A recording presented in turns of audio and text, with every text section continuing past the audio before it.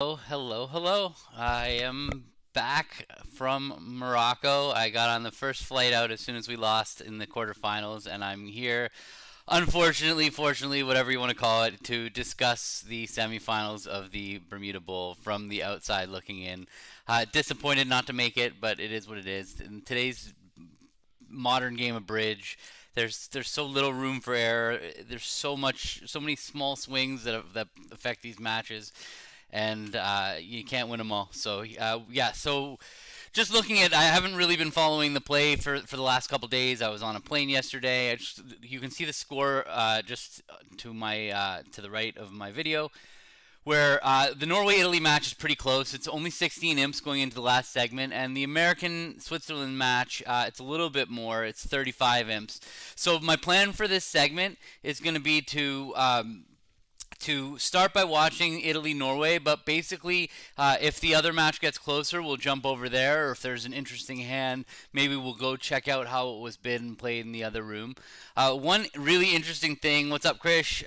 One really interesting thing that I've been noticing is when we played our semifinal, hey Raj, how you doing? So when we played our semifinal, it was Americans against Americans, and we noticed that the score was like way lower than the other matches in the quarterfinals, at least for the first chunk of the match. What's up, Babs? How you doing?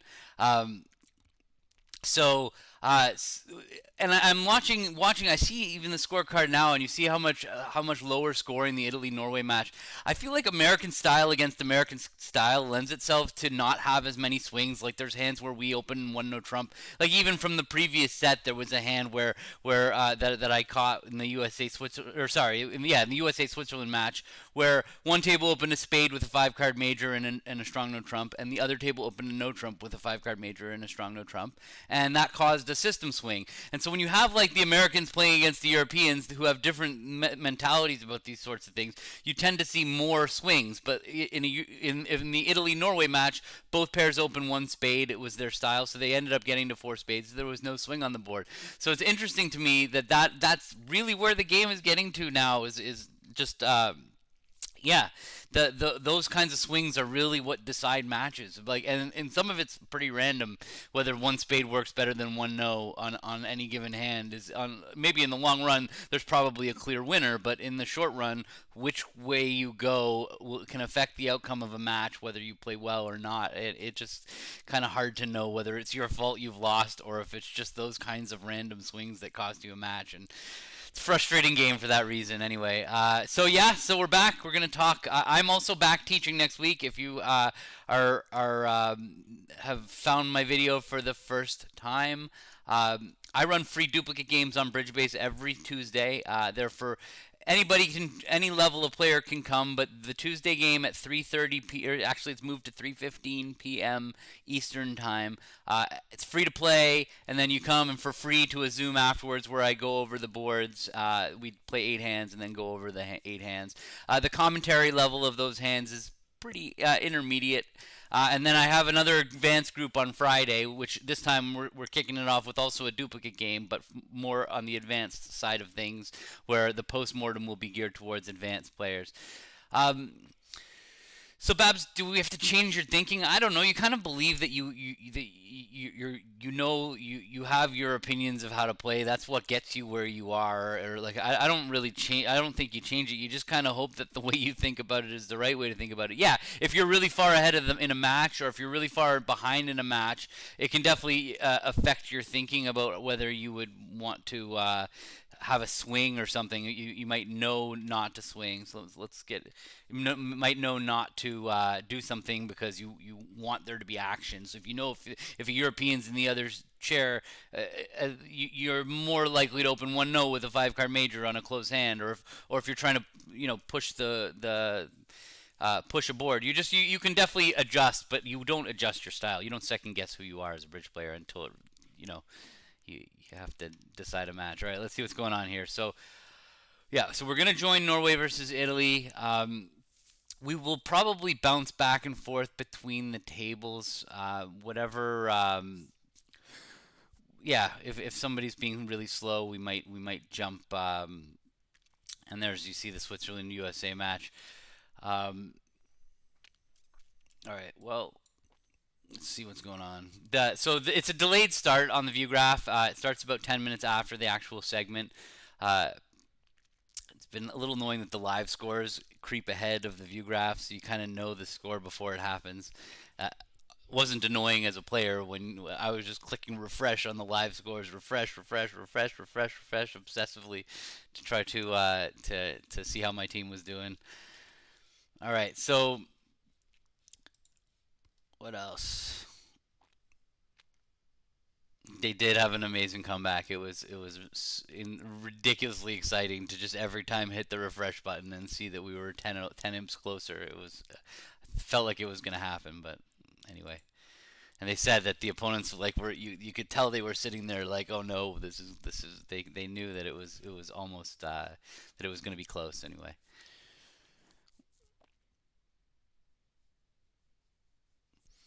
So yeah, I can tell you a little bit about them. So the Norwegians are pretty like straightforward.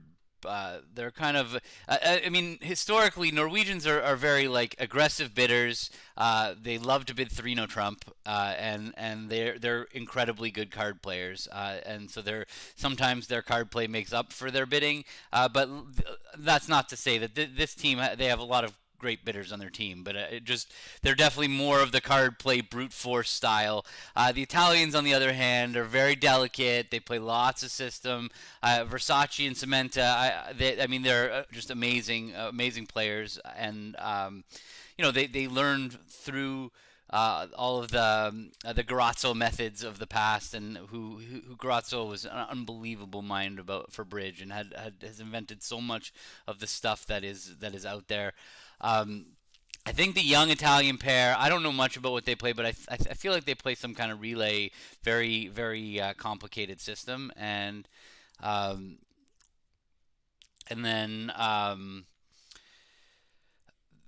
the other pair of the Italians, I don't know Donati and his partner. I don't know them at all, so I can't really add anything. On our team, we just all decided no. When I not getting equal share. Warren and I, our goal was to play exactly half the boards. That's what we always do at all these tournaments, and our teammates each play 2/3 of the boards. Although for this tournament, one of our pairs was hotter than the other pair, so like they were playing better or whatever, they were getting better results. So they played a little bit more, but we played our half that we were expected to play. But we decide. It's nobody's telling us what to do. If we wanted to play more, I'm sure our teammate wouldn't mind more. So looking, North is open to club. It's been alerted as could be short, I imagine. That's a pretty normal one club opener. North South is Norway. They probably open a club with all of their balanced hands. And so then they typically play a lot of these pairs play transfer responses to one club. So we might see South bid one spade transferring their partner to one no trump. Or they might just pass a club because they only have 5 points and they're 4-3-3-3. Although usually with a hand like this, I will say, oh, I have to refresh the. Okay, let me do that then. Um, Okay, it's Baki and Broglin. I just played a tournament on a team with Baki, and he is such an amazing guy and just really a amazing bridge player. And boy, Broglin, his partner, is also just obviously just an unbelievable bridge player. So yeah, so he passed with the south hand. My style with that south hand is usually to respond. Anytime I would rather, I'm like perfectly comfortable playing in 2-0 trump when my partner has 18-19 balance. I'll respond. So I'd rather play in 2-0 with that south hand than 1-0 trump. Hi Voxy, how you doing? Um, so let me get rid of this chat a little. I don't need this, and I can make this all a little bigger. And yeah, so when a club pass, and now you see in the West has a pretty good hand. He has 15 high cards, but if you notice, he's in the balancing chair. A club pass one no trump would actually show a weaker hand. It wouldn't be a typical 15 to 17 point hand like West has. And so what West does is they double, and then when their partner responds to their double, what do they respond with? One spade. Now they bid one no trump. Now this actually is the way of showing 15 to 17 balanced, and so that's how they get that across. And because it's gone a club and it goes pass, you know your double's going to usually induce a one level bid from your partner, so it doesn't really cost you anything. You're still getting to one no, and basically double followed by one no says I had too good of a hand to bid one no, and in this context, one no would have shown 12 to 14 in that area. So a normal fourth best club lead. His other four card suit spades has been bid, so that he ruled that out. So now he just let a club. Um, when East plays the queen, or when West calls the queen from dummy, South can't beat the dummy. And so South's attitude about the club suit is going to be known right away. So he's going to play the what I think shows an odd number of cards, the two of clubs. I don't know their carding, but I'm guessing that they play standard count, and that the two of clubs is telling partner, I have an odd number. And the reason that is so helpful is when North gets back in, they're going to need to know, should I play another club away from my king again or not? And so we're going to see right away this is what's going to happen. It's gone queen of hearts, low, low, and now North is going to win the king, and now they've got to decide what to do. And they don't know whether it's safe to play another club here from king fourth. So knowing whether partner has an even number or an odd number of clubs is very, very helpful. So because if partner had four of them, then North could safely play another club because the ace would be dropping with West. But because South has only three clubs, North will be giving away a club trick.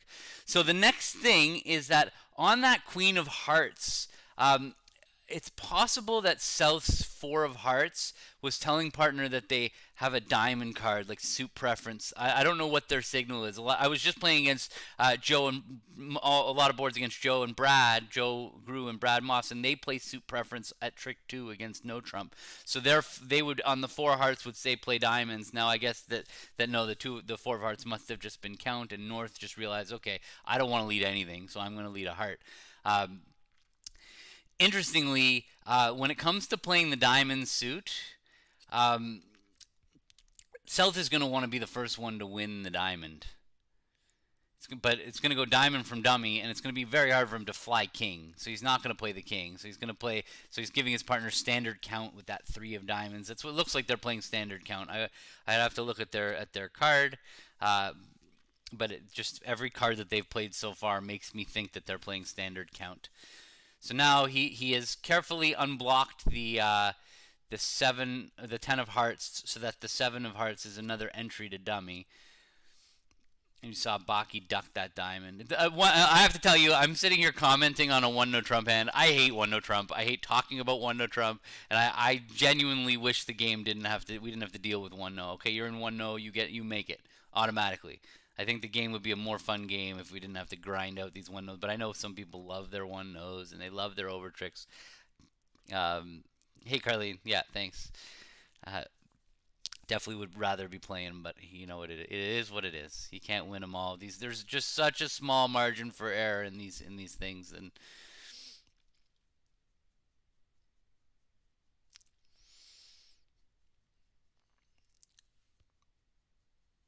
yeah, that's honestly, I really genuinely, I think actually the whole game would be better off if we didn't allow over tricks. I think it would be a more fun, more fluid game if there were clear goals for every hand. Like if you bid two, you can make two. That's it. And then that way, when somebody's thinking about a hand, you know they're thinking about whether they can make it or not. And as a defender, I think the game would be more fun at imps if we took away over tricks and let one no fly. Let it just go. Okay, you bid one no, it's yours. Undoubled parts, undoubled one nose.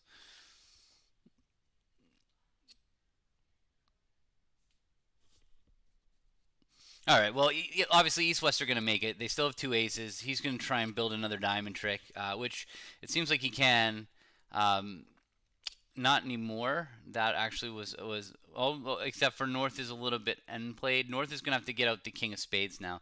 So what North is going to do right now is North is counting out the points. They're like, okay, Declarer had the queen jack of diamonds is 3, the ace of clubs is 7, the ace of hearts is 11, and so they're trying to figure out, hey, could Declarer have both the ace queen of spades?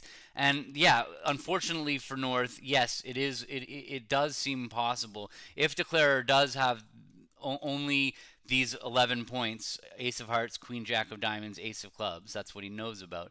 It is possible that West has ace queen of spades. So he's not going to play the king of spades back. I think it's very likely. Oh, he did. There you go. Maybe he felt like it was not going to hurt him. Um, yeah, I don't know why. So usually when you're 4-4 in the majors with a weak hand, um, you and your partner makes a takeout double. It's one weird time where you're better off bidding a spade first, and then bidding two hearts the next time. It's kind of complicated to get into it, but it's not a big deal. If you bid a heart on this hand, it's not going to really hurt you. The issue is that if you bid a spade and partner does something like bids two diamonds, doubling and bidding diamonds, it's much better for East to now be able to bid two hearts to show their four card suit instead of going the other way around. Um, yeah.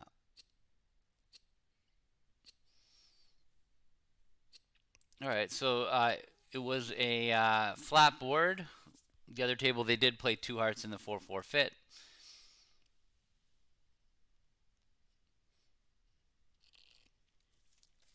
So I'm going to keep an eye on the score in the other match. It's the U.S. has just picked up. They picked up 5 imps on that first board by North getting doubled. Oh, actually, it was a very interesting board. Let's go check it out for a second before I do want to go see what exactly happened. Where are we? Because both tables played one no doubled, and let's check out what happened. So at North open one no, a weak no trump, pass penalty double. Okay, and they got that down 3 for 500. And at the other table, it also went. Oh, but Joe and Brad don't play weak no trumps, so Joe and Brad actually opened a 13 to 16 no trump, or 14 to 16, but good 13. But that's just like a decent 13. One no, and it went pass double. But that was a little bit more interesting in that match. But let's jump back to the table we were watching. Okay, so a spade pass, and North has a pretty game forcing hand. Um, how would I rate the chances of coming back? I don't know. Mech and Zia are Mech has some of the best comebacks of all time. Joe and Brad are dynamic players. They're a great team. So yeah, could they come back? Sure. They just need cards to run their way. Come back when you're down by 40 or whatever. You need luck. It's not. You're past the point of luck, of skill being able to earn you all the imps that you need. When you're down by 40, you need things to roll your way. You need your decisions. So I don't know what the odds are, but it's not, you don't usually win 40 imps in a set. So, but they're all players who are capable of it. So all right, so North bid 2/1 game forcing. South splintered with 3 diamonds. This is just a really important thing to just know and be aware of, that you jump shifts in 2/1 should be splinters. I would actually play this promises a fifth club, but I guess they don't. West has doubled there for a diamond lead there with King Jack fifth, because he knows that even though they've splintered in diamonds, there's still a decent chance that they end up in 3 no trump, because yeah, so that's why he wants to double to tell his partner, hey, lead a diamond. So North's pass is interesting. He doesn't have anything to say. He doesn't hate the singleton diamond, North. In fact, he's starting to think, hey, 6 clubs could easily be the right contract, and 6 clubs in fact is the right contract on this hand, because you can use the spades to throw away 2 hearts and a diamond from the north hand, and you can just rough one more diamond. So this is a almost cold 6 clubs that North South have to reach, and with very few high card points. And that splinter in diamonds was the only real chance for them to find this slam. I think they're really well placed to find it, because so interesting that East has said, okay, you know what, partner's doubling for a diamond lead. I'm gonna just take up their room and jump to 5 diamonds. I think that was good, but I have a feeling that this is going to kind of pressure the opponents into potentially finding slam. South has a pretty good hand for slam, so which is why he splintered in the first place, I guess. And now it goes pass. If North, he's got ace king queen of trumps, he can kind of see what's going on. His partner did not double 5 diamonds to suggest defending. That at this point, North South can't defend 5 diamonds undoubled. There you go, great bid by North. They've found this good 6 clubs, which was missed in the American match. Joe and Brad played 3 no trump on this north south hand. Now they're thinking about sacrificing. Okay, so how many down are they going to go? They are going to lose for sure. And top losers, they have 5 losers: a spade, a heart, 2 clubs, and a diamond. So they're 800 before they even hit the ground, like get moving. And they're not done yet, because depending on which hand they're going to set up, if they're setting up the west hand, they need to rough a million spades in the dummy. So they really would need to set up east. I don't know what that pass would have been alerted as. Maybe they play. Some people play these slam double things when you're thinking about sacrificing. They play that pass says I have a trick, and double, or pass says I have 0 or 2 tricks, and double says I don't know what. There's some people play weird things. I don't know what they do. And pass said 0 or 2 tricks, and then double says I have. I forget. I forget how this goes. There's definitely some system, and clearly they're on the same page with West doubling. Oh no, they're not clearly on the same page, because the was alerted by West. So West definitely alerted pass and alerted his own double. We don't know if East is on the same page as West. I mean, North is very happy defending 6 diamonds doubled. So, and also thinks he's making 6 clubs. Interesting hand.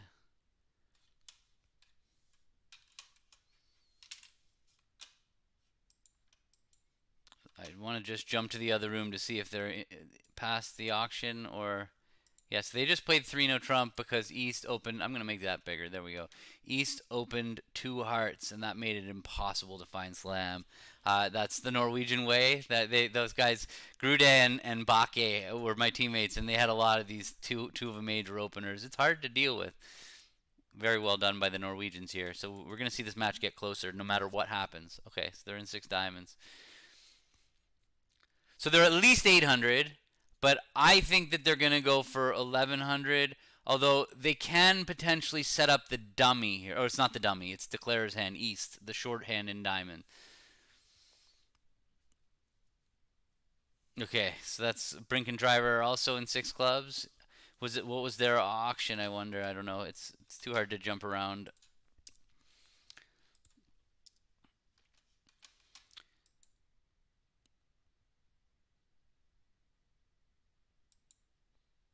Alright, so let's check the double dummy and see how many down the optimal is. I think they can they get 4 down? The defense can get, wow, the defense can get many down. Look at that. They could get them 6 down here if they led clubs. That's amazing. Okay. So 5 down is 1, 3, 5, 8, 1100. So 1100 is a good sacrifice. So they did the best that they could, East West here, if they can get their 5 down. He's going to decide, do I set up the East hand or do I set up the West hand?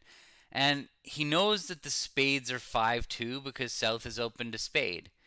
So he's not going to like his chances of setting up the West hand. I think he's going to go after setting up the heart suit. So we'll see him, well, oh no, you can open 2 windows on BBO. Just open a separate browser. That's all. Like, so one in Chrome, one in Safari, one in Firefox, whatever. Which I should probably do.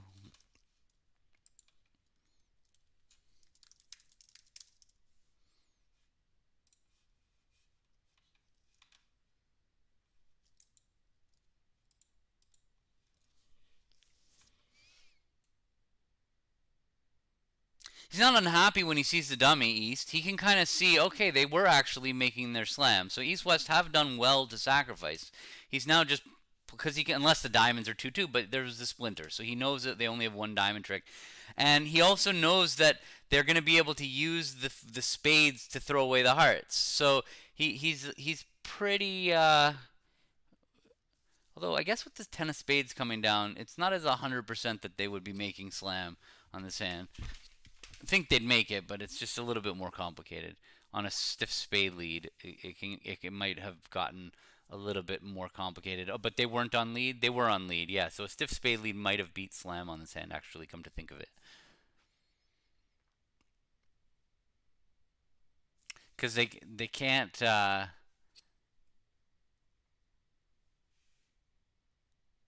Yeah, good question. I don't know if they were making or not. I think certainly if they lead a diamond, they can definitely make six clubs because they don't really need all five spade tricks. They can ruff two diamonds and just use the queen jack of spades to throw away two hearts. But if they lead their stiff spade, then then they can't really ruff two diamonds because so yeah or a stiff heart or a stiff heart. Interesting. Yeah. Okay. Is that what's going on in the? Did they get a stiff lead against Slam in Brink and Driver who bid six clubs?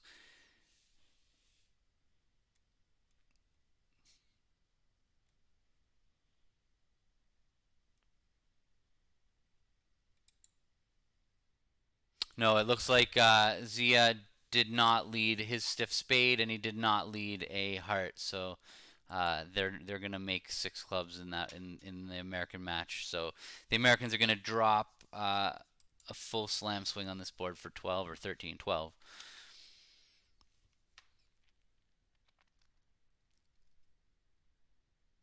So I think so back to talk about the table we're watching. I think East is best his their best play is to like pop up with the king of diamonds and just lead a heart towards their hand. I think that's but their best play. That's not what he's doing. Okay, it's similar, although this is a little bit more complicated for sure.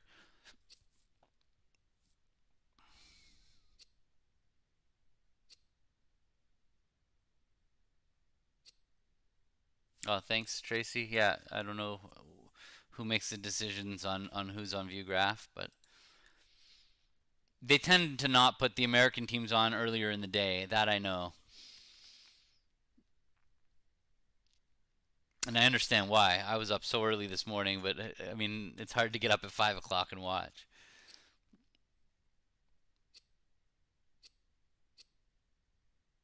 So North South have four tricks in.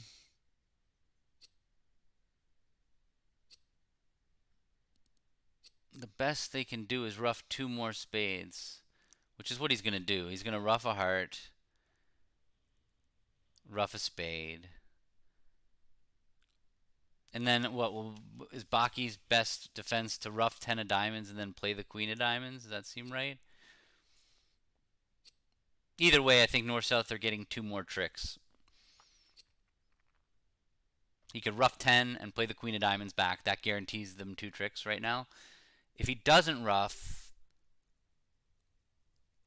I think it's still guaranteed two more tricks.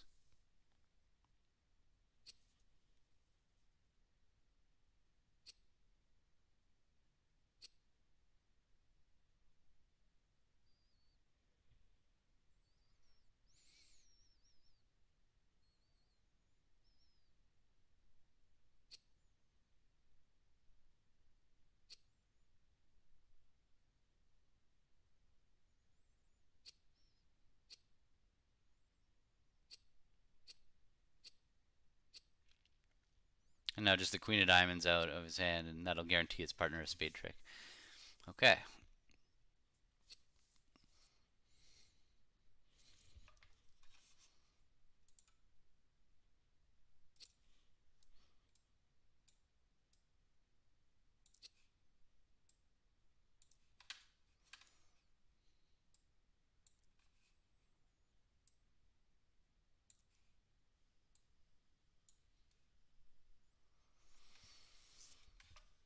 Yep, the match gets closer. We've got a four-imp match now. That's definitely exciting for our kibitzing opportunities. Not good for the Italy fans out there, but we're definitely rooting. I'm definitely rooting for a close match. I don't have any skin in the game on this match. I mean, I really made good friends with the Norwegian guys last week or 2 weeks ago when I played a tournament with them in Sweden. So I'm definitely, but I also have a soft spot for Versace. So yeah, not no no no bias here in this match.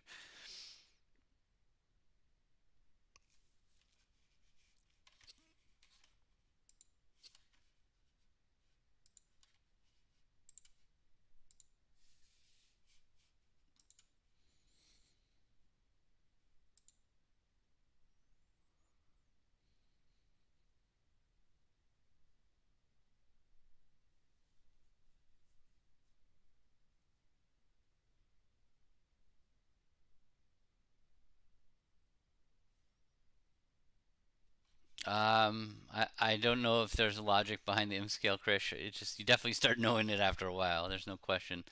You definitely know it. So, um,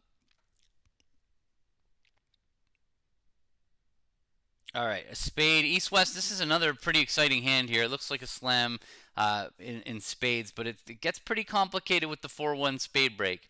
So a spade, two hearts. Let's is would be a normal response from east, although they might bid some kind of game forcing relay. Okay, so two hearts.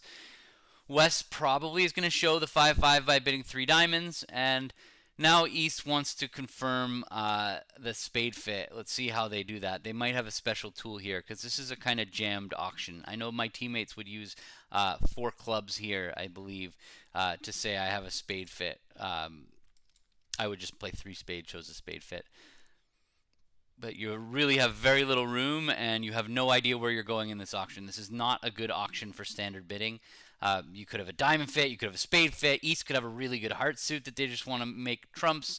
They could belong in 3-no trump. We might have a club problem. It's a very difficult auction to deal with.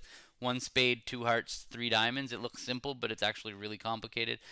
So I wouldn't. I mean, the Italians are big on systems, so I would be shocked if they don't have very serious methods here. That this is the kind of auction that they um,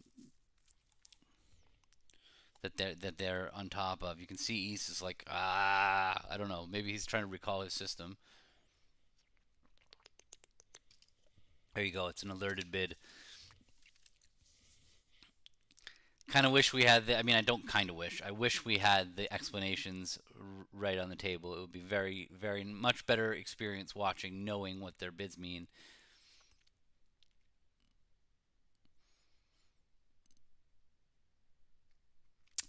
If you're just tuning in, this is the final segment of the semifinals of the World Championships, the Bermuda Bowl. It is Italy against Norway, and it is a tight match.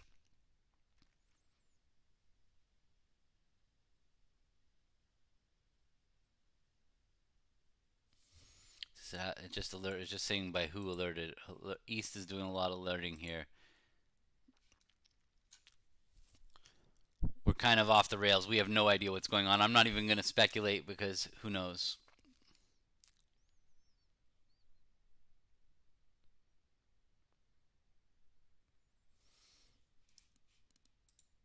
Well, I doubt their system card has anything like this on it, but I can take a peek.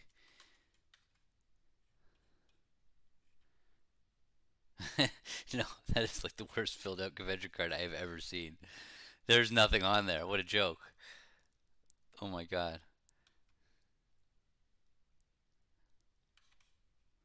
I mean, we used to have pretty pathetically filled out convention cards, and Kokish used to like.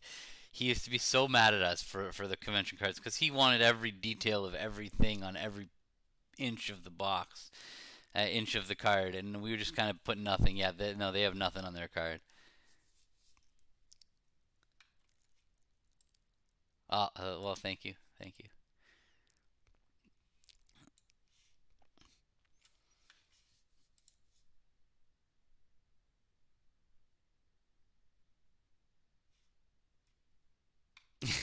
Thank you, Greg. Thank you. I appreciate it. We can keep the echo going on. We don't even have to watch the bridge. Everybody can just start talking about how good I am. Thank you. Okay, so here we are.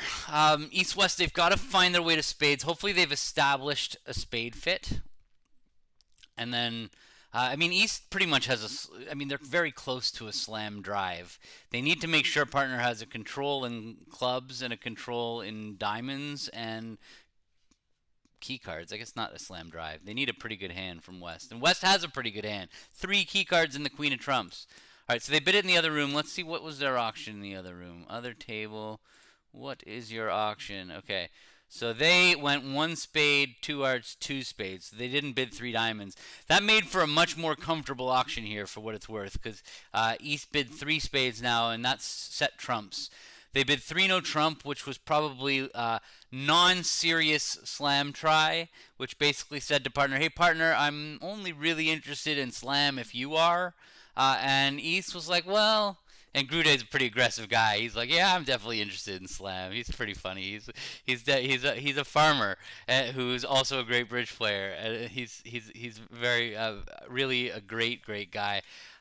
Anyway, so he bid four hearts, which actually denied a club control and denied a diamond control. But that's all West really needed to hear. When you play non-serious 3-no trump and you make a non-serious 3-no with a hand as good as Helgamo's, with three key cards in the Queen of Trumps, all you need is for your partner to make one positive peep, and then you're like, let's do it, because that's what happened. Is East bid four hearts, and now West, once Helgamo had already bid non-serious 3-no trump, which again, non-serious 3-no, the definition is kind of, partner, I don't want to kill the bidding auction right now because I don't have the worst hand I could have, but I'm only interested in slam if you have a slam try. And so then when partner makes a slam try and you hold three key cards in the Queen of Trumps, you're like, okay, let's go. So that's what happened. So West then drove to slam. You see, he didn't even key card, which is interesting because he knew his partner didn't have the king of diamonds and didn't have the king of clubs. So this is interesting. So it's a really tough lead, just for what it's worth. I don't know if I don't know what they're in at our table. It's a really tough lead from North. I'm guessing he led one of his kings, led from one of his kings. Oh, he didn't. He led a heart. Interesting. Okay. Okay. So here, East West have gotten to six no trump. But it's from the right side. Luckily, West is the one declaring because of the three no trump bid earlier in the auction. Because if they were playing it from the east side on a club lead, they were in trouble. I don't know. They might have been able to make it by going after the heart suit, but from this side, I think that they're pretty rock solid. I don't see a line of play that's going to lead him to go down on this hand, because he's going to probably take a diamond finesse at some point in the hand, and when that loses, he's got four diamonds and a club, and two hearts is 7, and 5 spades is 12. So it's not going to be hard for him to come to 12 tricks. But if East was playing it, it was going to be I bet he would have gone down if East on a club lead. So surprised that they played 6-0. I guess he was worried. He was worried that spades might go down on a bad spade break. Maybe they never got spades set as trump. In fact, honestly, from the looks of their auctions, it does look like they never actually got spades as trump. Because if 4-no trump was key card for spades, then 5 hearts would have said, I don't have the queen. So yeah, so hearts got to be trumps. See, there I didn't even realize that they actually found hearts. So he didn't know about the queen of spades. So maybe if you don't know about the queen of spades, 6-no trump is starting to look a little bit better, but it's really not great to play 6-no trump on this hand. Maybe it's not so bad. From that side, I guess it's perfectly fine. Another heart lead. The 7 of hearts leads at both tables. So I don't think he's going to finesse this heart, because I don't think that I think he knows he's going to count his tricks. He's going to say, well, if the heart finesse loses, then I can't afford to take a diamond finesse. He needs the diamond suit. And honestly, as long as even the diamond finesse losing, he's fine. He has 12 tricks. So I don't think he's going to take the heart finesse. I think we're going to see him pop up with the ace of hearts and just go after diamonds, and then eventually he's going to have to play the spades correctly, but I think it's not very difficult for him. When he plays the spades, he's going to lead the king first, dropping the 10 from the dummy, and then when he plays up to the ace, he'll see that South has 4 of them and he'll finesse him. So ace of hearts, queen of diamonds, shift, or diamond, jack of diamonds, okay.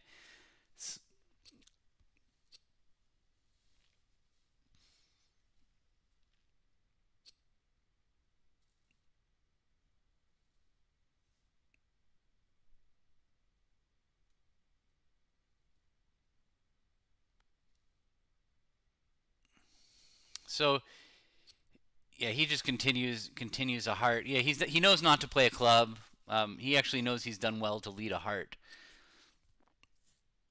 Now he's just hoping his partner has Jack nine fourth of spades, because that's all he needs from here for Slam to go down. Jack eight fourth was not enough, but Jack nine fourth is. So he's sitting here hoping. He's got life right now. He's so excited because they might be going down because of his very smart lead of the seven of hearts, which kind of forced Declarer to figure it out right away, as opposed to giving Declarer time. So he's really happy with himself, but he's going to eventually see that it made no difference because the spades are breaking, or the spades are pick upable.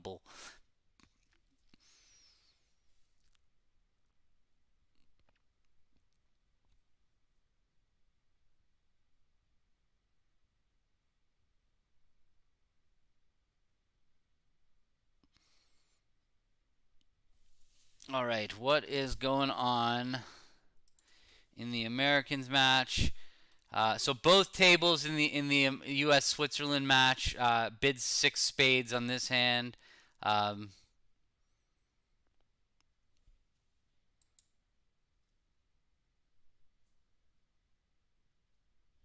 so well done across the board. Everybody got to slam. The Italians would win the board a match here by getting 1440 for making six no trump instead of six spades.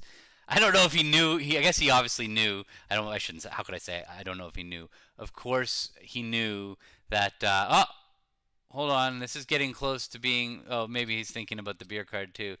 Oh, could he have made it? Because he blocked the spade suit now, but he's still got the ace of clubs as an entry. Is he really think? Was he thinking about taking a spade hook? Like, what is there left to think about on this hand?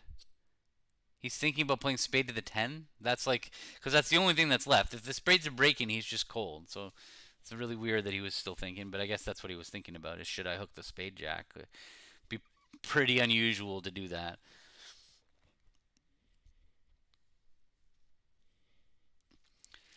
So I'm definitely going to be commentating more the next couple days. Again, I'm not ideal that I'm commentating instead of being commentated on, but I'm definitely this is the best event in the world, and watching these guys duke it out is there's nothing I'd rather be doing, even though I'm disappointed for sure. So I'll be the next couple days doing quite a bit of Vugraph, not the 5 a.m. set. Um, that's not going to happen, even though I'm awake, of course, because I'm still on Morocco time. But I don't think my family will be very happy with me if I start broadcasting at 5 a.m. Um,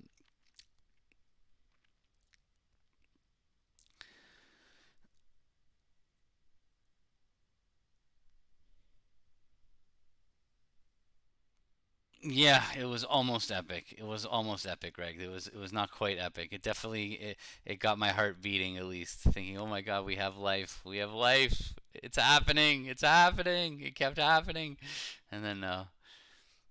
Um, yeah. So all right, so we'll see if West opens the bidding. I would definitely open that hand one heart. I know it's like pretty ugly with the stiff queen of hearts, queen of spades, but this kind of hand, especially with five weak hearts, it's gonna get so difficult to bid later. Like if it goes one spade past two spades, you're gonna come in at the three level, taking your life in your hands. So I just open the bidding and make it more difficult, and then. When West opens the bidding, East would be pretty close to a game four. So I might get too high on this hand playing by myself. But we did have wasted values with stiff queen of spades opposite king jack. So, um, so yeah, I always record all of my streams. They are saved on my YouTube channel. I'm broadcast at the same time on Twitch, on YouTube, and on Facebook, but YouTube keeps them forever. So if you go to my YouTube page, which I believe is at Wolpert Bridge, but I don't know for sure. If you Google Gavin Wolpert YouTube, you'll find my YouTube channel, and then you can get the videos.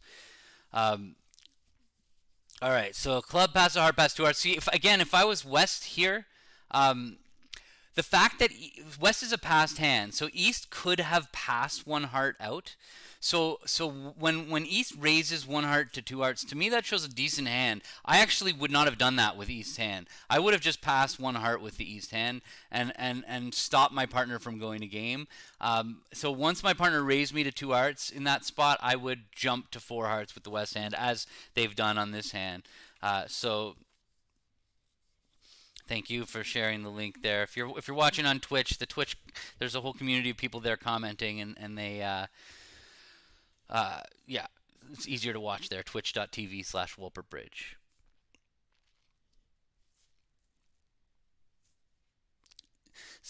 With the Queen of Clubs lead, there's really there's no chance to make this. In fact, there's a decent chance that he's going to go down two because he can't get rid of that eight of clubs in time. They can go try to set up the spade, but then they can grab the club, and then it'll come down to guessing the diamond, and it's going to be pretty normal for them to take a finesse in diamonds. So they're going to lose two hearts. No, you can't have a slam with the West hand when partner only bids two hearts. There's no chance of a slam. Partner limited their hand to 12 to 14. Um, so I would never want to expose my diamonds to the opponents. I wouldn't want to tell them anything about my shape when I'm planning to get to four hearts. If there's no chance at slam and there's no chance of having a high level competitive auction, you want to reveal as little as possible about your hand. So that's a good question. Or a good comment, Gizzy, that you often will raise with four. When I have good spades like this, and I'm not worried about the opponents competing over my spades, over my hearts to spades, I am perfectly comfortable with just passing out one heart with a four card suit. So if my spades are short and it's obvious that they're going to balance, then fine. But very often when you have four spades, they don't have the right shape to balance. Because they don't have enough spades. Usually, when the opponents have bid clubs and hearts, and you're going to come back in making a takeout double of some sort, you need spades. So if East has four spades, the chances of South having four spades are actually pretty low. So I think you actually buy one heart very frequently. When you have lengthened spades on the East side. So I would definitely have passed with that East hand over one heart to stop myself from getting to a bad game for sure. And I like my partner to know that two hearts really means something. And it means less in hearts than it does in spades for exactly the reason that we just talked about. Like, if when it goes a club past a spade, I'm really not worried about my opponents over competing. Like, they're not going to bid the three. I don't know. It's not usually when they haven't come in on the first pass, bid, no overcall, pass, bid. Like, what they're making 9 tricks. Like, I don't think that's really likely. So yes, when they have spades and they can bid two spades over two hearts, then there's an issue. But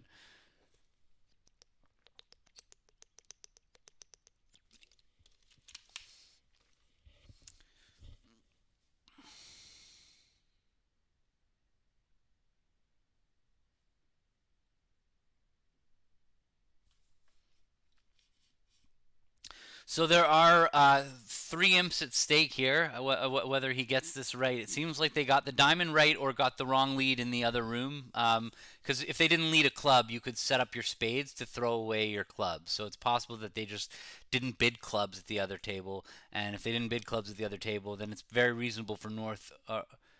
East was on lead, so it's very hard to lead from the king of clubs. They've almost certainly led a diamond.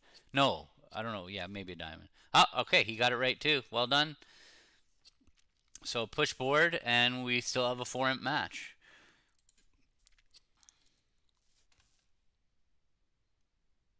So Klukowski and Kalita stopped in 3 hearts in this hand because West opened 2 hearts. I guess hearts and a minor with that West hand. That's interesting that they're able to open 2 hearts.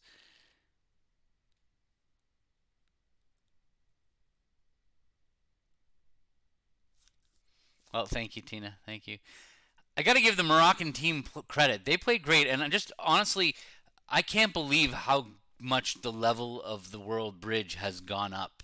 Like there used to be like 7 teams at the World Championships that you just couldn't help but get blitzes against. But now all these quote weaker teams are playing great bridge. I gotta give it to Singapore was playing really well.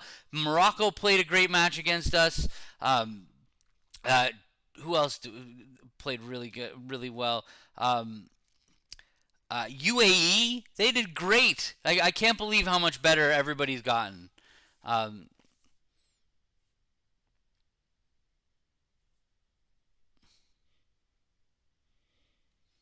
the world of bridge is definitely improving. There's no question about it. And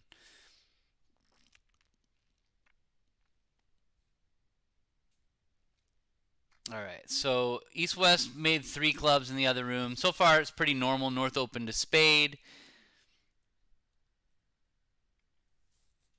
South had a one no trump response. You can just take note for the intermediates in the room. Look at South's one no trump bid. He's 6'5" in the red suits, but they can't bid two hearts or diamonds because that's would be game forcing. So they have no choice but to bid one no trump. And now went two clubs, and North rebid their spades. And East, this is a very interesting one where East doubled. This is a responsive double. East is trying to show their hearts. East can see that hearts is definitely in the game to potentially have a heart game. I would have thought that this would typically show five hearts more likely than four, but I guess he has four clubs, so he's not really worried about the opponent's bidding. He's not really worried about the opponent's partner bidding three hearts. He could always bid four clubs and get that four. He's got that four card club suit, so he's fine. West is thinking game. He's definitely thinking game. He's got spades well stopped. Partner showed hearts. Yeah, it's definitely South cannot pass one spade. Absolutely cannot pass one spade. This is a Cranyak. This is a hand that Cranyak would. I joke about this sometimes on our channel. He would say if you if said you could pass, he's like you could be called for a grand slam. That's what he would say. It's you make a grand slam opposite ace fifth, void, ace queen fifth, ace doubleton. That's 14 points, and you make a grand slam. You can't pass one spade when, especially, but honestly, when you have hearts like this, you're just afraid of missing four hearts. Imagine this South hand that partner has spades and hearts. You have a great hand for partner. So spades and diamonds. You just have such a good hand.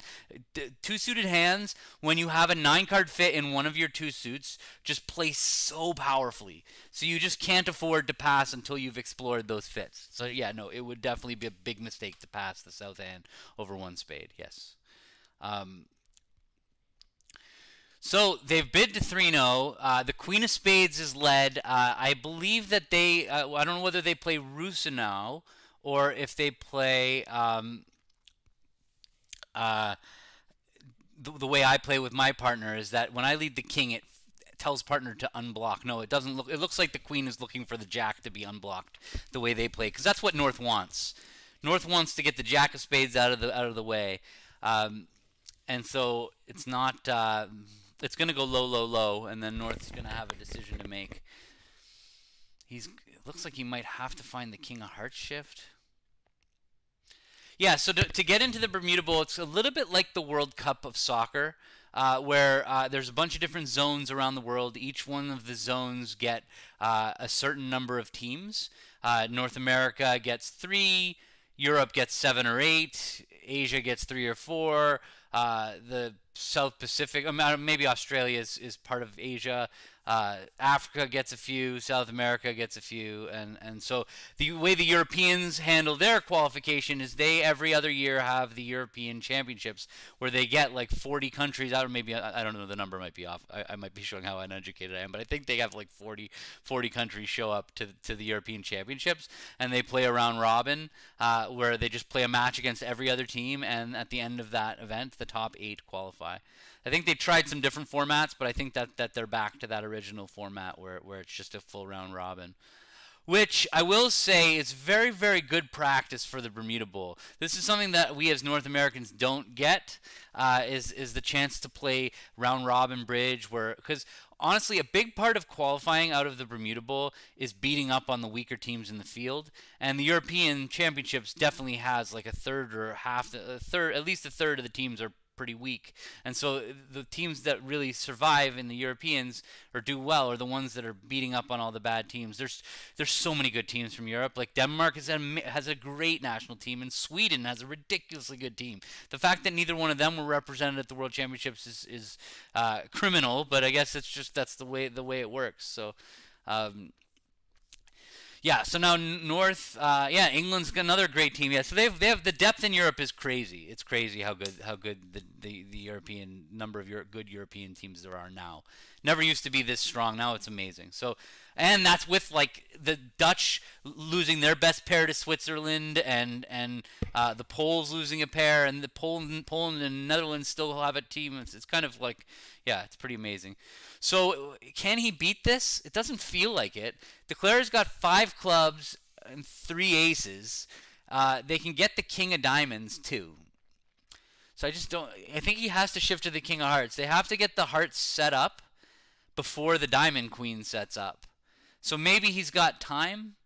Um, maybe he's got time. It's possible that he's got time to if he plays back. If he plays a spade, that gives up the ninth trick. Then he's just got nine. So he can't play a spade, but he knows not to play a spade. Let me just make it clear. He knows his partner's got singleton eight and Declare's got ace jack third. So he's not thinking about playing another spade right now, or maybe, but I don't think so. Um,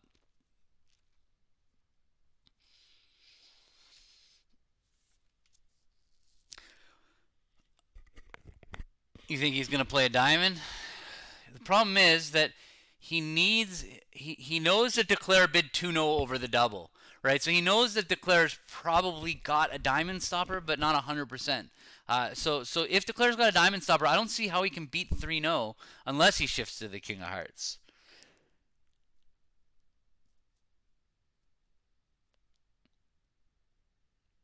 Like he knows Declare's probably. I guess he doesn't know for sure. Declare's got six clubs. He could have overcalled a five-card suit. But yeah, so maybe Jack of Diamonds win the club, Jack 10 of Diamonds, but and hope that Declare only has five clubs. That's one thing one way that he's thinking about beating 3-0 is because if Declare only has four club tricks and two diamonds is six, and the ace of spades is seven, and the ace of hearts is eight, then all he has to do is not give the king of hearts, not give Declare a trick with the queen. Like imagine Declare's five of diamonds was the five of hearts. Now the king of hearts would just be fatal, right? You'd just be giving him his ninth trick in hearts, and then okay, he loses the club, and boom. So I don't think it's specifically playing for singleton queen. I think that his partner could have the queen of hearts. Declare hasn't shown the heart stopper by any means. Their partner implied um, uh, the hearts by doubling two spades. So that's the suit he Declare is least likely to be worried about when he bids 2-0. So I think playing the king of hearts is like it's playing your partner to have the queen of hearts and the king of diamonds. I just don't know when the jack of diamonds is going to be right.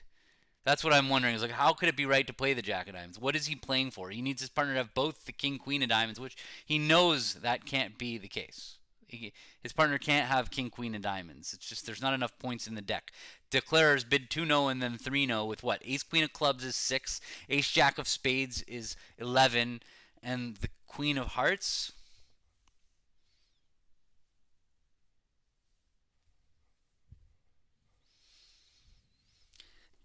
Uh, yeah, the tournament could probably be expanded to have more teams. I mean, look, two of the four world championships are better for Europe.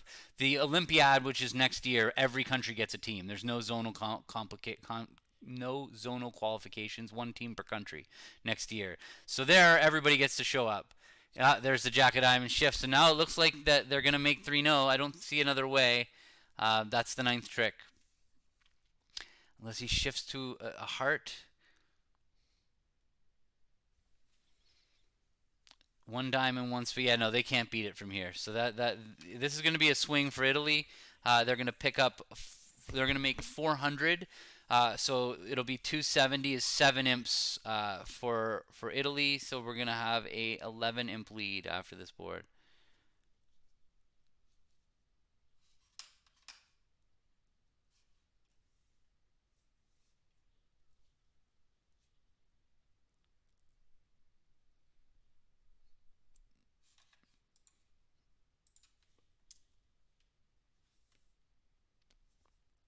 So this is board 21. So neither pair in the other semifinal bid to 3-0 Trump on this hand. Uh, Where's the auction?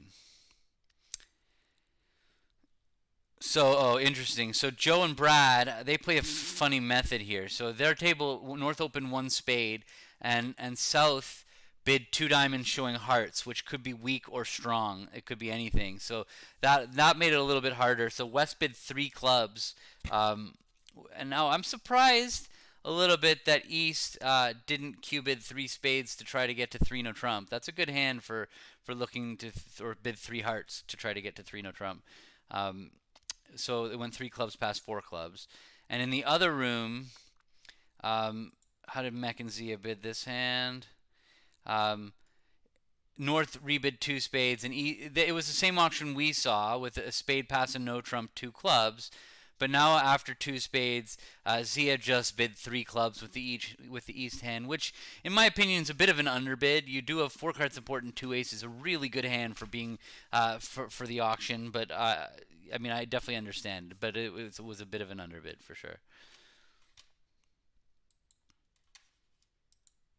It's so nice at least having the auction record from all these different tables because the bidding happened on tablets. One day, I hope that we will have one of these tabletop card readers, so that we'll have perfect input of the play as well.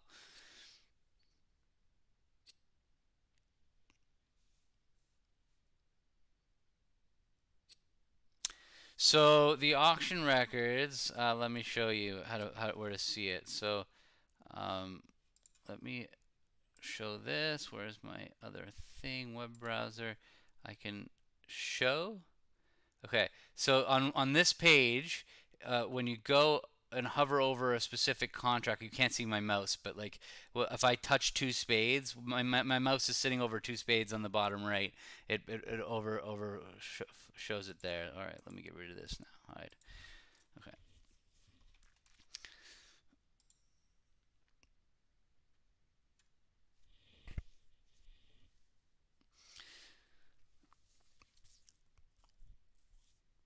So if you are an intermediate player and you've never seen my stream before, I starting next week, September, the day after Labor Day, every Tuesday afternoon I run a free duplicate game. It's free to play, and then afterwards we play 8 hands, and afterwards we go over the boards in a Zoom, and it's all free.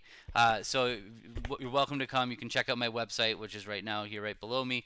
It's for intermediate players, and I also am starting to teach again. My Friday group, I'm going to be focusing on my advanced players, where we're going to start with a duplicate game with advanced commentary, but then we're going to get into some pretty advanced lessons every week on Fridays.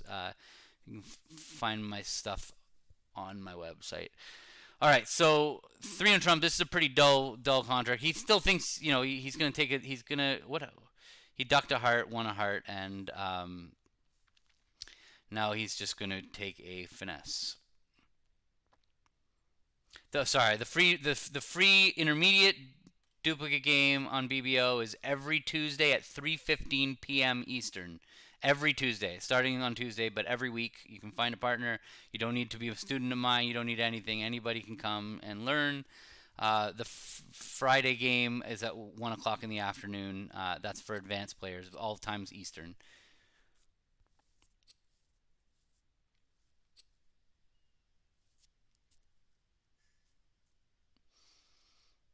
No, he's just like, please don't have a heart. Please don't have a heart. But he knows. And North is obviously pretty unhappy at this point that he didn't find the King of Hearts shift. He knows already that that was what it took.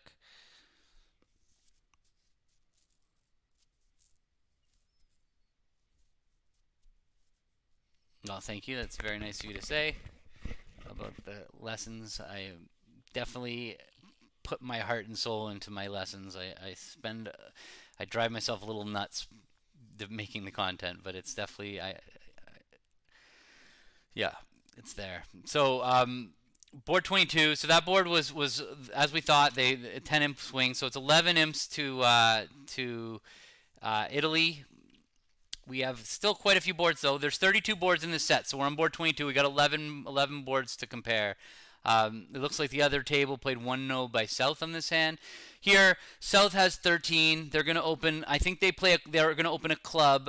In standard, like when I play with my partners, I would open one diamond with that South hand with 4-4 in the minors. Always with 4-4 in the minors, I would open a diamond. But these guys open a club with all their balanced hands. That would be if East didn't open, but East is opening for sure. Sorry, I didn't even see that. So East is going to open a heart, and it's going to go pass because South doesn't have the right shape to act. And West is planning to make a 3-card limit raise. They have 11 points and 3-card support. So they're going to start by bidding 1 no trump, and then East will likely pass. Oh no, they'll start by bidding a spade, and East will rebid 1 no. West will jump to 3 hearts or in some way, shape, or form, show their 3-card limit raise, and East will be like, I don't think so. I have a terrible opening bid.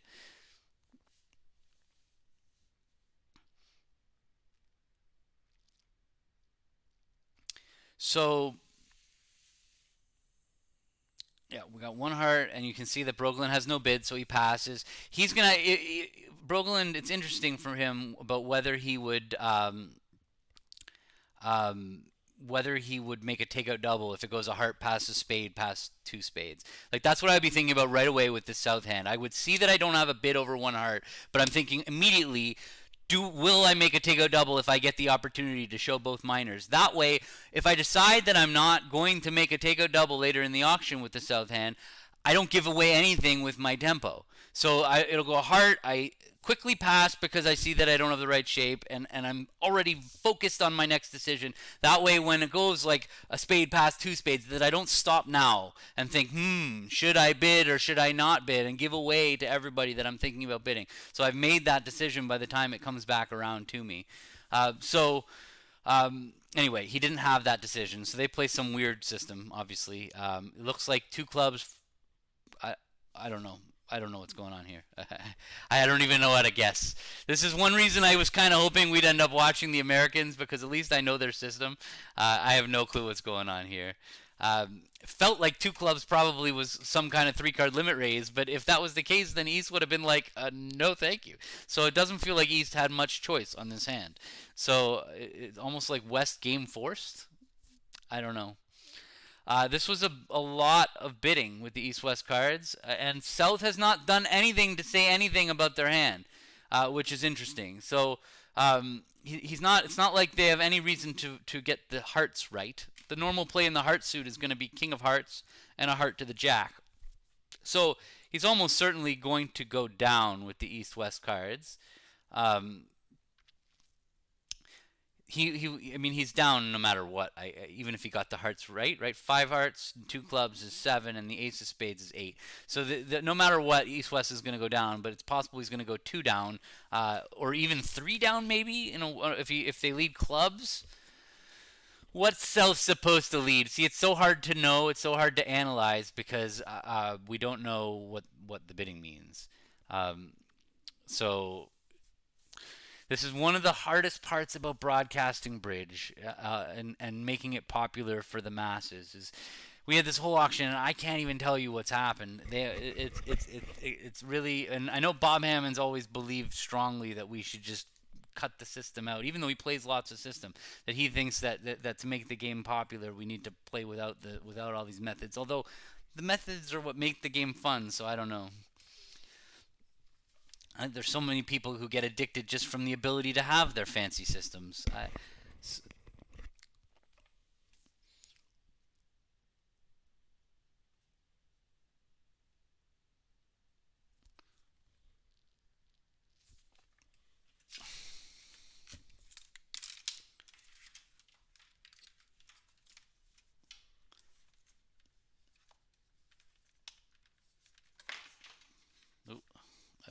I just pulled out a plug from my computer, and I hope it wasn't one that was... Can you still hear me?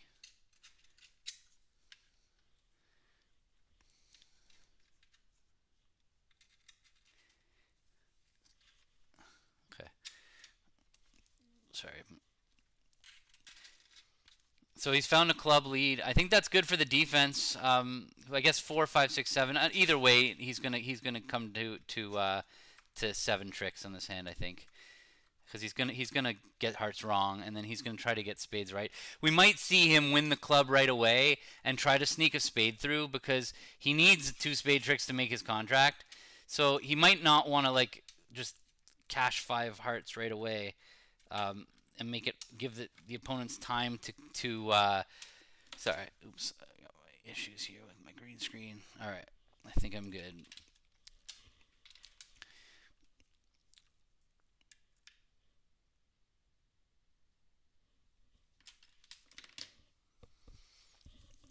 So yeah, he knows five hearts and two clubs is seven, and the ace of spades is eight is not enough. So he kind of wants to like grab a spade and then take the heart finesse, right? That's what he's thinking. But he's thinking, how can I sneak a spade by them? They also know he's shown five hearts.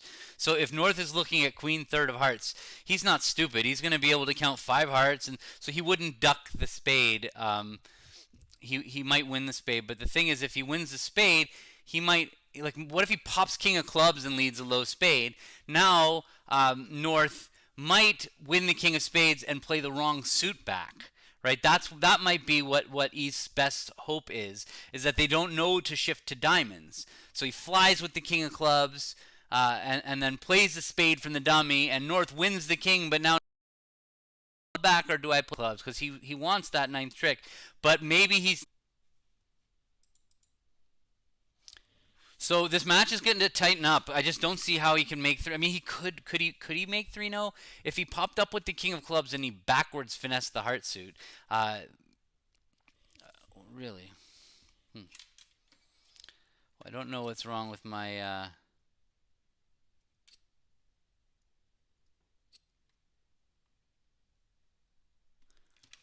me see what's going on. What am I on? Okay. Well, if it's a problem, then I will definitely I'll change to my other internet connection. But I think it's okay.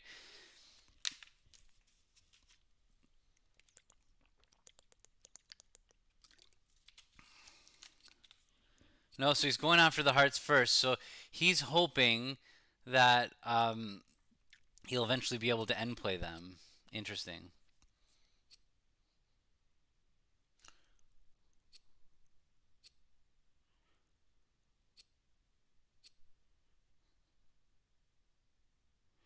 See, South doesn't know where the King of Spades is, so South thinks there's tremendous urgency to take the tricks. No, he needed to play a spade. He needed to play a spade to try to get the ninth trick, for sure.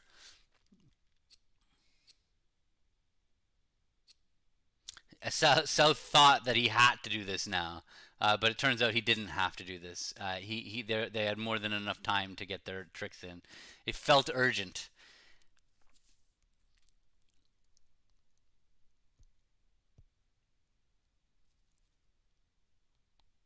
That's actually interesting that he played it that like the flying king of clubs definitely makes it feel urgent. I'm gonna try that one time when it's not urgent, and then like they just shift to diamonds, thinking that they have to, and then suddenly you make it. Actually, that's a very I'm definitely using that. That one's going in the bag for later.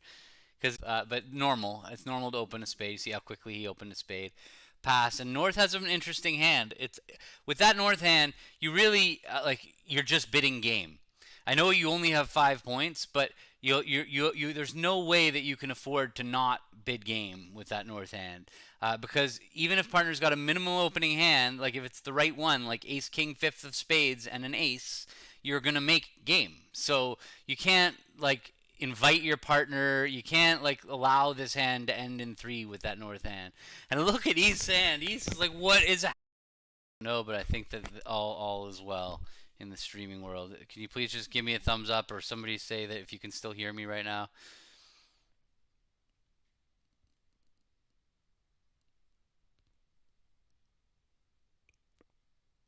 Thank you.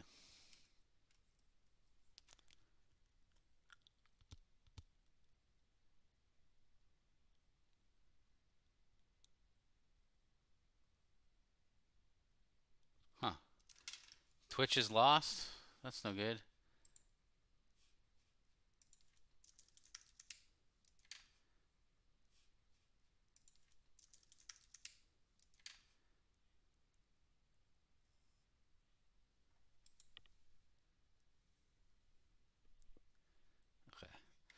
All right, sorry about that. I think it should be back. I just got a message from Twitch saying it's back, but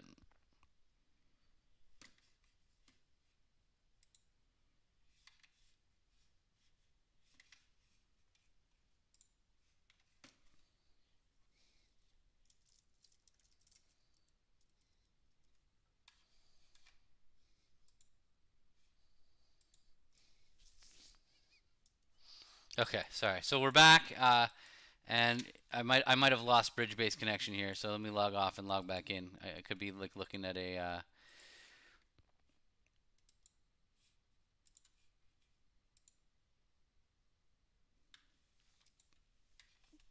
Okay.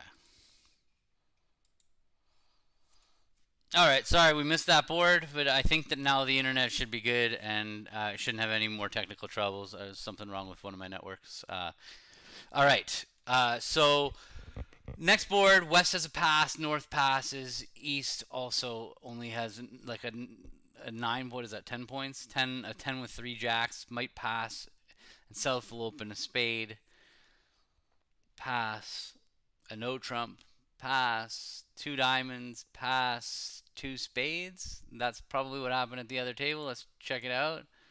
Other table. No, they opened in third chair with a club, a spade, negative double, pass, a no trump. Double for takeout, pass, pass by Cementa, which would have been an interesting situation here. One no trump double. They have 6 on top and a 7th diamond trick. Anyway, they ran with the redouble and found their way to 2 spades. Hello. Do I know any Indonesian bridge players? I do. I do know the Indonesian guys, but their names escape me. But we got to know them pretty well in Bali during the World Championships, and they used to have who was their good pair from Indonesia? There used to be one really good pair from Indonesia. Anyway, I don't remember. I'm sorry, but I definitely know a couple guys from Indonesia. Um, all right, so this is the auction that seemed like it was going to happen. I don't see the purpose to opening a club with the East hand in third chair. The way I look at it is, I would be perfectly happy with that East hand if the auction got passed out. When you have 2 spades and 10 points and 3 jacks, like you're opening. It's like I don't know what the purpose of opening a club is. It doesn't preempt the opponents. It doesn't really do anything. So I'm definitely more of a pass that hand in third chair kind of guy. Um, and we still landed in the same contract, but West doesn't really know what to lead. I think he's going to just lead a trump, because you don't really want to lead from 10 Doubleton club. Excuse me, and you certainly don't want to lead from your aces in the red suits. So it's kind of a process of elimination.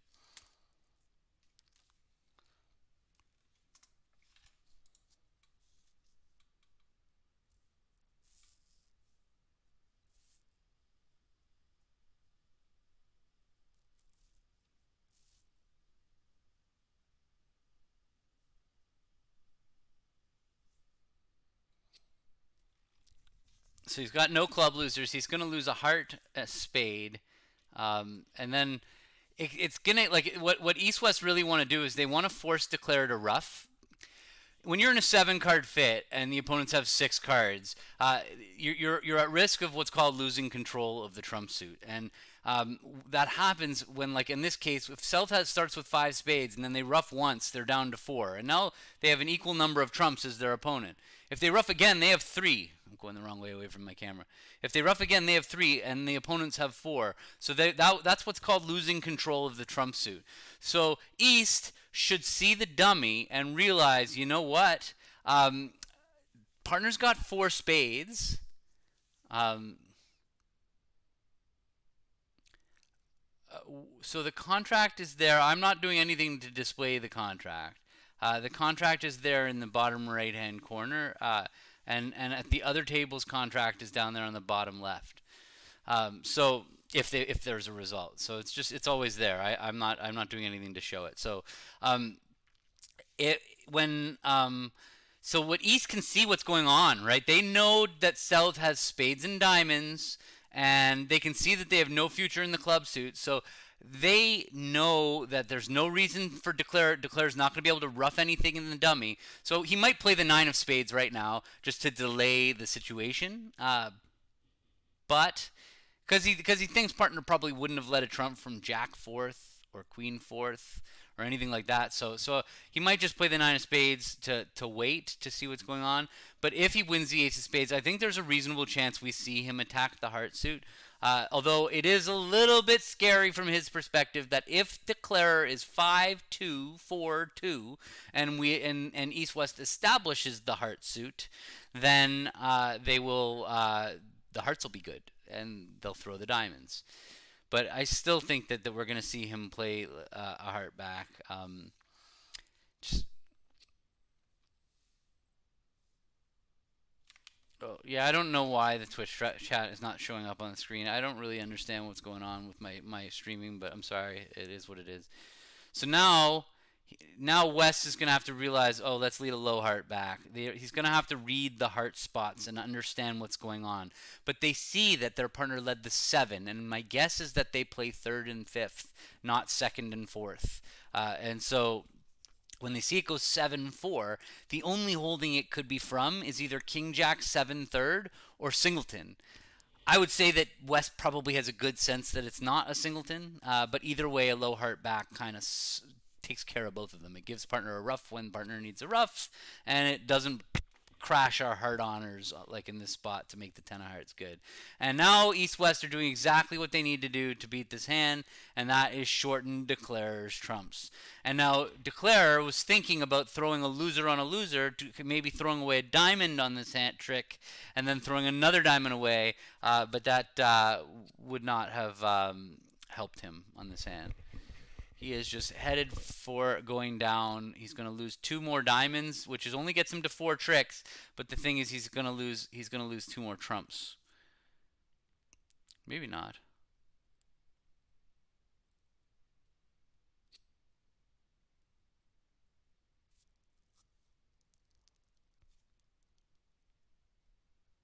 Maybe not. Yeah, low heart. He's only lost 3 tricks.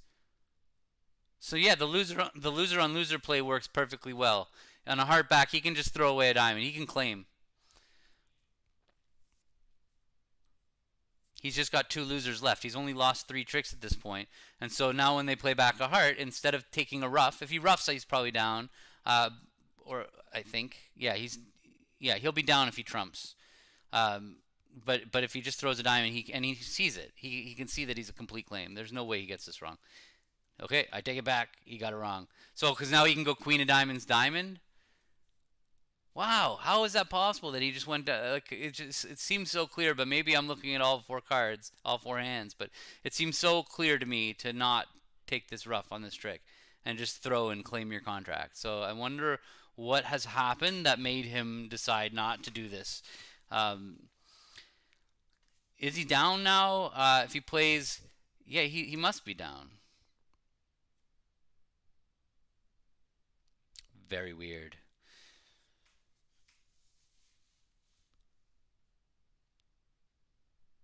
Everybody see that if he threw the 6 of diamonds that he was just going to claim? Oh, okay. Thank you. I have a lot of faith in Boya as a card player, so the fact that he's thinking here is like because it would just be so weird for me that he would rough. Like it's a total readout here, and these guys just don't make those mistakes, those kinds of mistakes. That's like what if there's one type of mistake I would never expect Boya to make, it's that.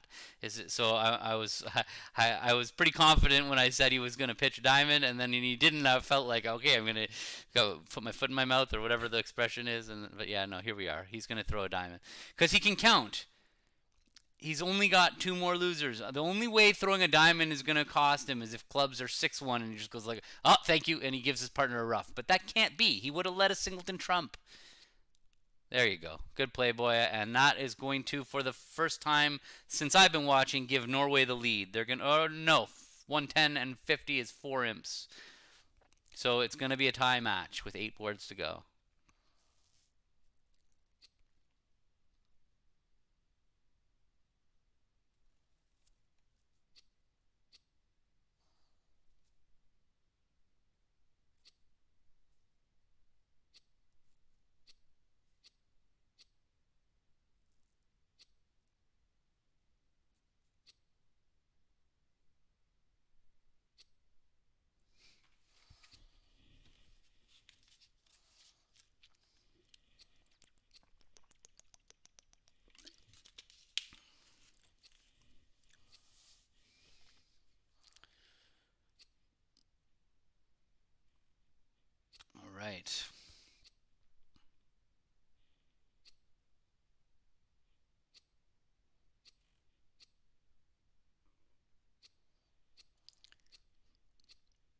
Yeah, we've got a tight match here. I don't know what's going on in the other semifinal, but this is as good as it gets.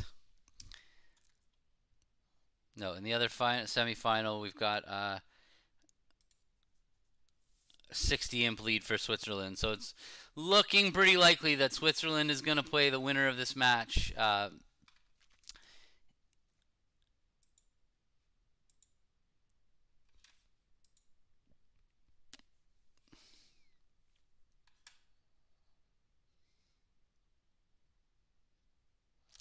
No, you don't know the score. Bridges definitely it's played in the dark. You have an idea of what hands you might lose imps on, but no, you only find out at the end of the when you compare with your teammates. Or honestly, once now that we play with tablets, as soon as you finish, you can click a little button on the tablet and see what your score is right now, like right away. When not when the set is over, it's all hidden until the set is over. But they since we input the score through the tablets, it's all available there. We're playing with cards. They're playing with cards. All right, so East opens 1-0, and that's it. North has an interesting decision. I mean, South has an obvious pass. West has an. Well, West actually is not. It's not. It wouldn't be insane for West to. Oh, North. I looked at the wrong dealer. So North open 1-0. That that's simpler.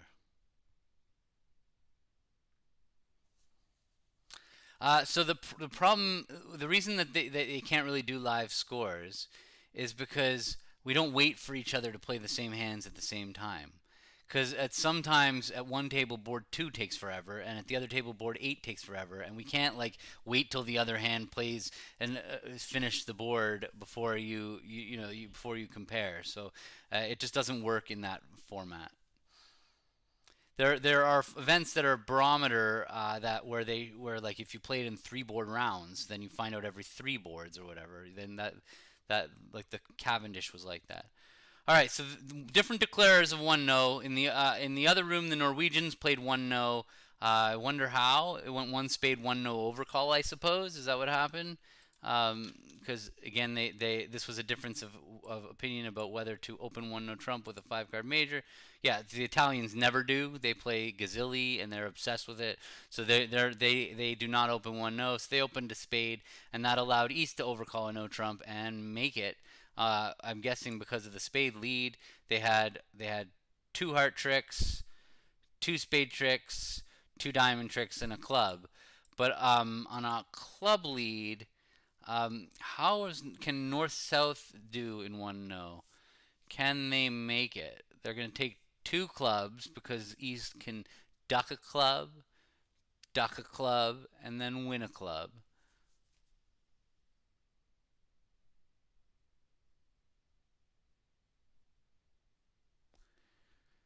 Either way, Norway's in a pretty good spot here because if they go down one, they're going to win an imp.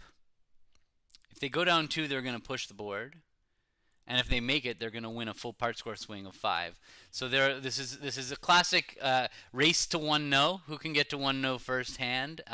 And all the match points look like they're headed towards the Norwegians. And at this tie match, when you have a tie match with eight boards to go, there's not a huge difference between match points and imps. We need every imp we can get. So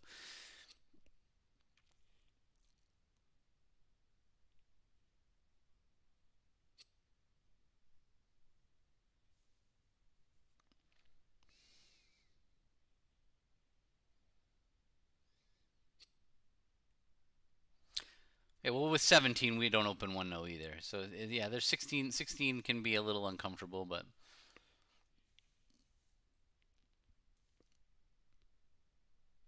so what's his choice here? He knows that he's not going to be able to get. Oh, by the way, just take note of trick one there. Trick one on this hand. It went three of clubs. Let's just pull it. Let me. And he played the five from 5-7. He's telling his partner upside down count. His partner knows that he doesn't like it already, so he's telling his partner how many clubs he has by playing the five of clubs at trick one. And then what happened? Sorry, I missed the next. He just played club, club, club, and now East is on play. And West threw the six of spades to tell a partner, I don't like spades. Don't shift to a spade. But now East has no idea whether to shift to a heart or shift to a diamond. But the diamond suit pretty much tells him, you should probably not play diamonds. So he might take a really long time here, but I don't see how he's going to do anything other than shift to a heart. I just don't see it. I mean, he might play the ace of diamonds. He's thinking about whether he can afford to play the ace of diamonds. That's what he's thinking. Is, can I play the ace of diamonds to get a signal from my partner in diamonds? And that's the question. And then if he does that, West will give the quickest 7 he's ever given to say, I don't like it playing upside down. And then East will shrug and play a heart back. But on the other hand, they're going to play a heart.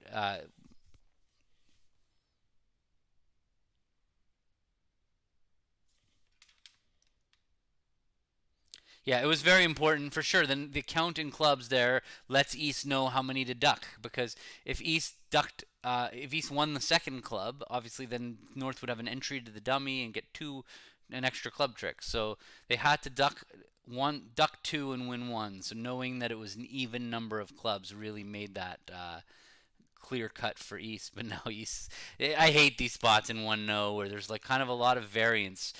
Partners got about 6 high card points here, and you just have no idea where they are. Is it the king of diamonds and the king of hearts? Is it, well, now he knows partners got nothing in clubs and nothing in spades. So partners either got like pretty good hearts or they've got the king of diamonds.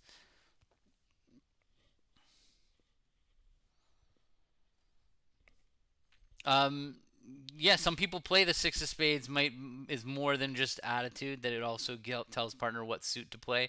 They might play that. In fact, they are the Italians often play odd even discards. Now that you mention it, so there's a decent chance that they play the 6 is even, saying he doesn't like it, and then high, saying I want a heart.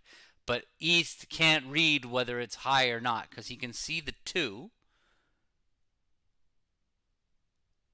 and he can't see the 8. So for all he knows, or the 4 or the 8. So for all he knows, the 6 is lower than the 8, and partners pitched the 6 to say I don't like it. So the way odd even discards work, odd is I like it, even is I don't like it.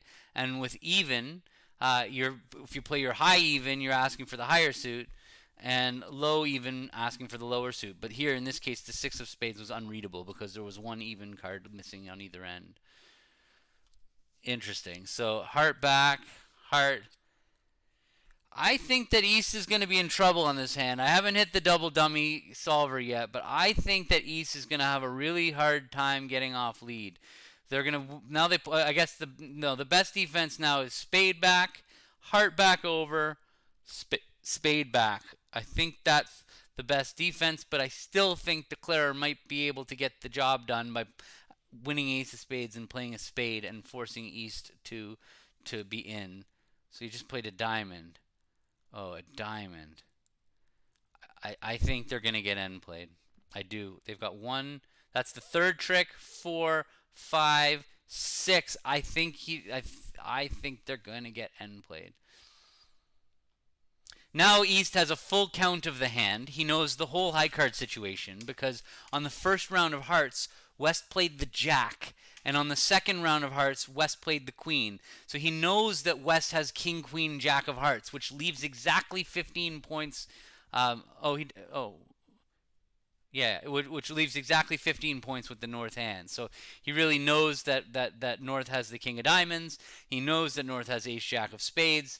So he has a full idea of the hand. He's just deciding how to go about it. He doesn't know the count, but I think he has a. Oh, he doesn't know. He doesn't know Declarer has 5 spades by any means. It went 1-0 all pass, so he has no clue that the spades are 5-2. North could have more diamonds and fewer spades. Now he drops the king of diamonds for sure. That's his entry. Thank you very much.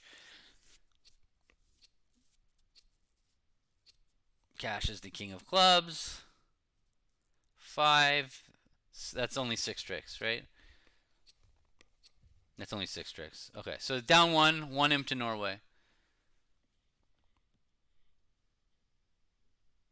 I think a club exit was the same as diamond. I think diamond was actually smart. This was ensuring down 1, assuming his partner had 4 diamonds.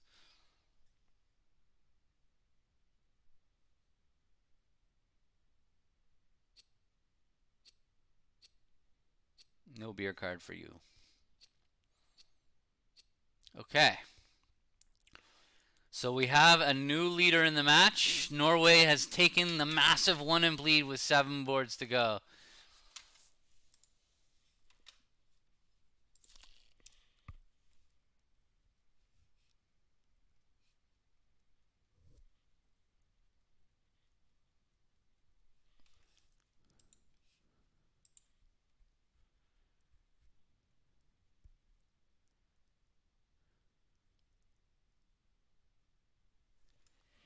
Feels like this is running slow. It started at 11 Eastern. Is that right? 10:50.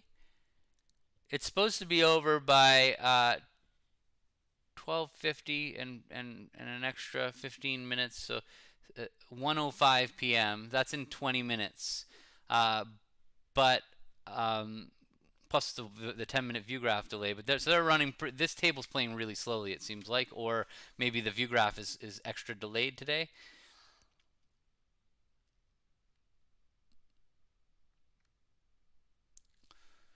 Normal 1 diamond, normal 1 heart, and now they play double. The Italians play double, shows 4 or 5 spades. It's not like what if the Americans that are watching you say, but hey, I thought that double shows 4 spades. This is an Italian treatment to show 4 or 5 spades. This is very commonly played among Europeans, and even some Americans experts play this way too.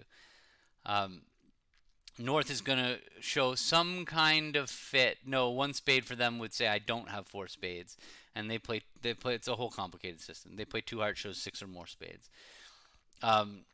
So North shows their good raise. 2 clubs is a transfer to diamonds, but diamonds is the cubid, so it's like a cubid raise. East for the first time actually shows real diamonds by bidding 2 diamonds.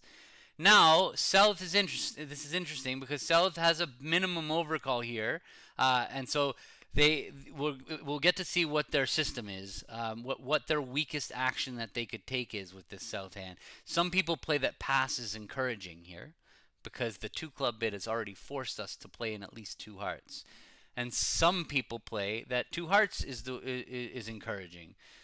So I think 2 hearts here says, partner, I have a bad hand for my overcall, because he does. He has pretty good shape, but he only has 8 points. West doubled back in to say, because he's got invitational values for game. He's got 11 points, so this is the first time West has really said anything about his values. So this is a common double, and when East bids 3 diamonds, that ended the bidding. And North-South kind of know not to compete. Because they only have an 8-card fit. North has lots of points in diamonds. And they just have 5 top tricks: 2 spades, a heart, and 2 diamonds for down 1 here. Even if they lead wrong, they lead the 10 of clubs, there's still not time for East-West to get rid of their losers.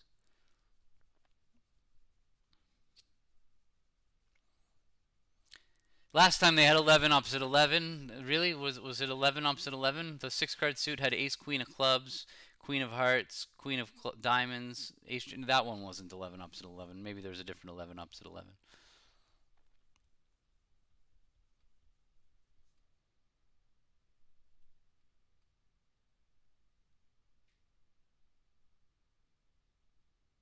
Oh, yeah. The 3-card limerick. Yeah, right. Look, you see what just happened there at trick 1, where he popped up with the king of diamonds at trick 1. This is just like a really interesting thing that everybody can kind of use on your own when you're at the bridge club. Is he knew 100% that South did not lead away from the queen of trumps. People don't lead away from the queen of trumps. When you bid diamonds and then you bid more diamonds and then you bid more diamonds, you'd have to be like, I don't want to use an idiot to lead from the queen of trumps. So he knows that he might as well play the king of diamonds. It's very important that you don't ever play the opening leader to have underled the queen of diamonds. It could happen once in your lifetime, not in this auction, but then what's interesting is on the other side of the table. Let's say your partner leads a trump and you're going to play a trump and you have queen jack little of trumps. It's very important that you play the queen at trick 1 because About to sneeze. About to sneeze. No. So declare knows you have the queen. So just play the queen. Play the card you're known to hold. Let's just keep that one in the back of your mind.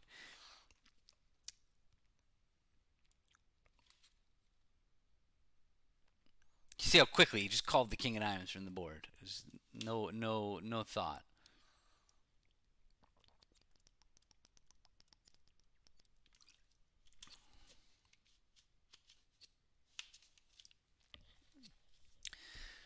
Brogland has said I don't like hearts. He's thrown the 10 of clubs to say I don't like clubs. No. Is it making now? Oh, maybe. Maybe it is making now. Oh, yeah, yeah. He's got this now.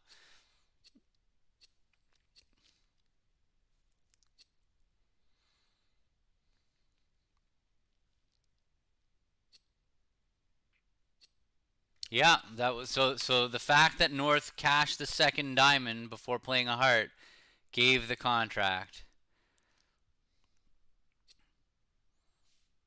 Or you could argue that the fact that South didn't lead from Ace King of Spades also might have given the contract.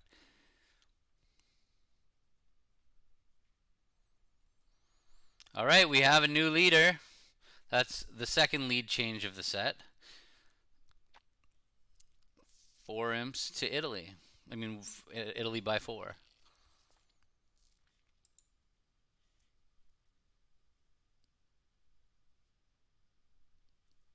Okay, so South probably gonna open a spade, but might open one no. Usually, when you have 5-4 like this, it's you have a nice rebid. You bid one spade, your partner bids one no, you bid two diamonds, and you're comfortable with that. So it's my style for sure to open a spade with the South hand, but we might see him open one no. He might be tilted after the last hand, realizing that they had 5 top tricks and let 3 diamonds through. They know going into this set that it was a tie match, or it was no, they were down 16 going into this match, going in 16 or it was 14.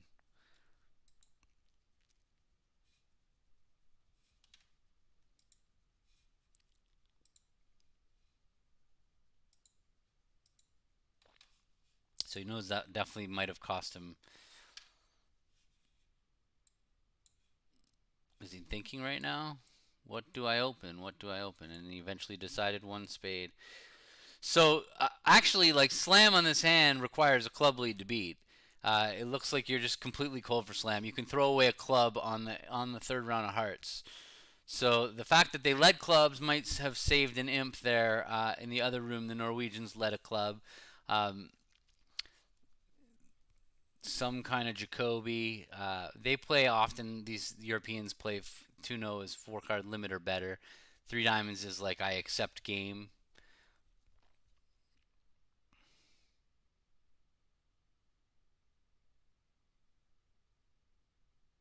I don't know. I'm just speculating. Speculating. Mm-hmm.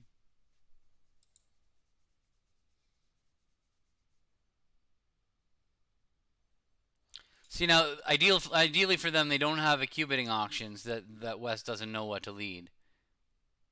I have no clue what they play. So now he's denied a club control. So now it's going to go 4 spades. And now it's a little bit easier for West to lead a club. Plus, like once they start going for slam, like having a cue bidding auction, your chances you're going to beat game if your king jack of clubs are not taking tricks are like very, very low. So he just kind of wants to lead a club anyway.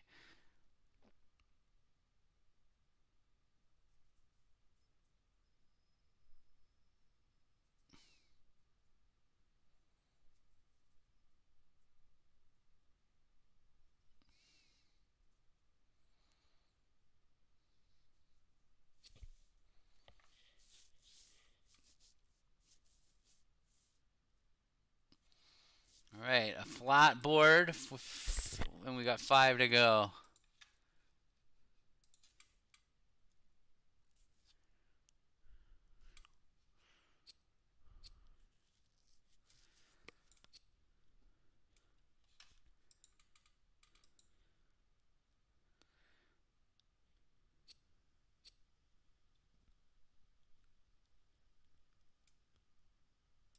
There's really nothing to this. This is going to be a very quick claim after this, at least, because he can afford to rough high on the next trick. I'm surprised he's like hasn't claimed already. Okay, there you go.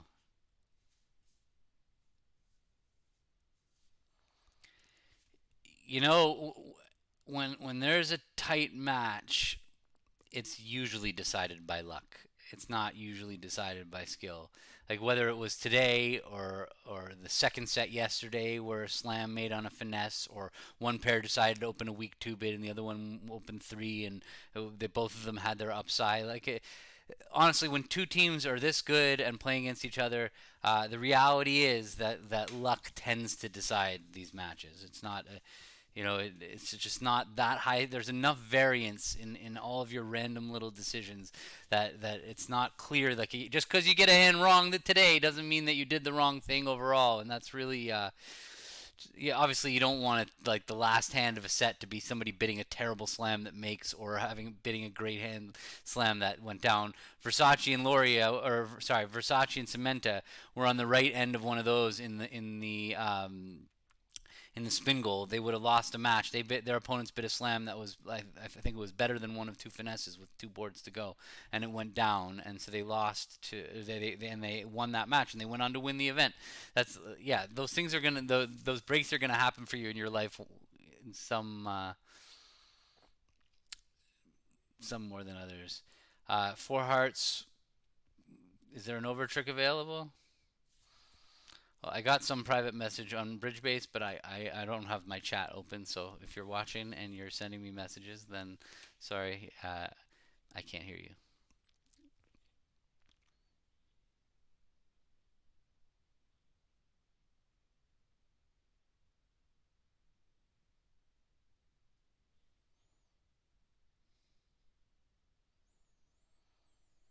All right, so these guys are playing what looks like good bad 2-0. And so this is a convention that's used in some competitive auctions where North really wants to bid his hearts again, but he doesn't want to show his partner that he's got 18 points. So 2-0 here kind of says, "Hey partner, I'm just planning to compete to the 3 level." And actually, we don't know yet whether 2-0 Trump is it could be hearts and clubs, it could be hearts and diamonds, or in this case, it's hearts and hearts. So South is going to bid basically the cheapest thing that they're willing for partner to pass. And so here he's bid three clubs, which I guess is a little surprising. Are they gonna get to game? Yes, it's gone three hearts. Yes, he should be raising to four. He's got 11 highs. His partner did compete to the three level, even though he's saying I have the weaker three heart bid. He's still bidding to the three level, vulnerable against not. I think with 11 highs, I don't think Boyer really has a choice here, but he has to kick it in to four. Um, yeah, you're right. That is really, really weird that he didn't open two spades. That's very, very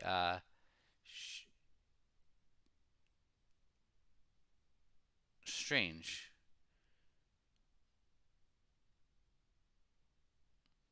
Or multi, or whatever. It's white red.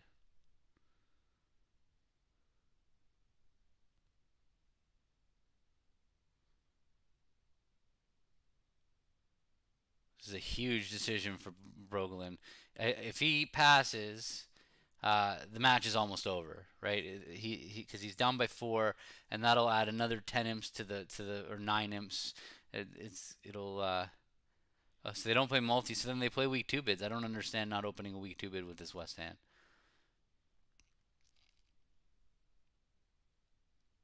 You're white against red.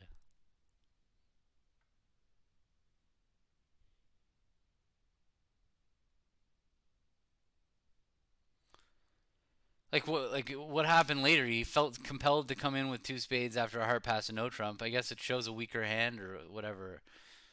Yeah, it just seems so much more productive to open two spades with a hand like this. You also you hide your queen of hearts a little better. Like it's it. I like two spades. I like making my opponent's lives difficult right away. Although in this hand, he would have maybe just pushed them to game easily.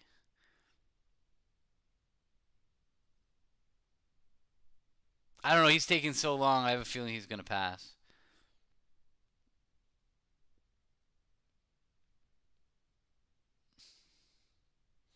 What was the bidding in the other room?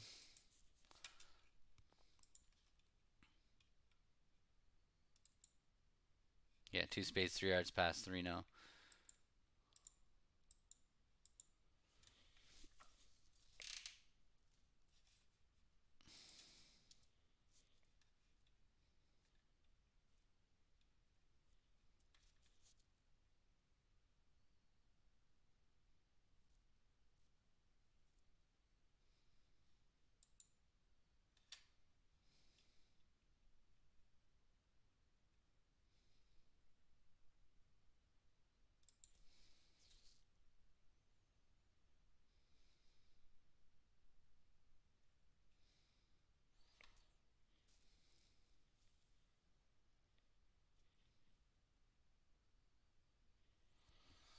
If it's so surely that South would raise, he would have done it already. To me, I feel like that he's really going through. He's a little worried that the hearts might be breaking badly because of the two spade bid. Um,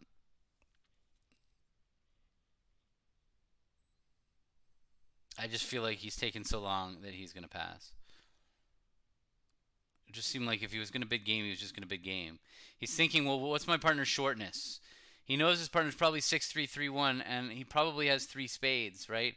Because the opponents have only bid to two spades. They didn't raise, they didn't get involved um, earlier. So he knows his partner's got a singleton diamond or a singleton club, and either one, he's got wasted points.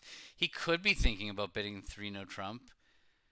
Yeah, he could be thinking about bidding. Of course, he's considering three no trump. He's not thinking of three no trump. He's thinking about, can I have nine tricks? He knows his partner's got a singleton club or a singleton diamond, very very likely.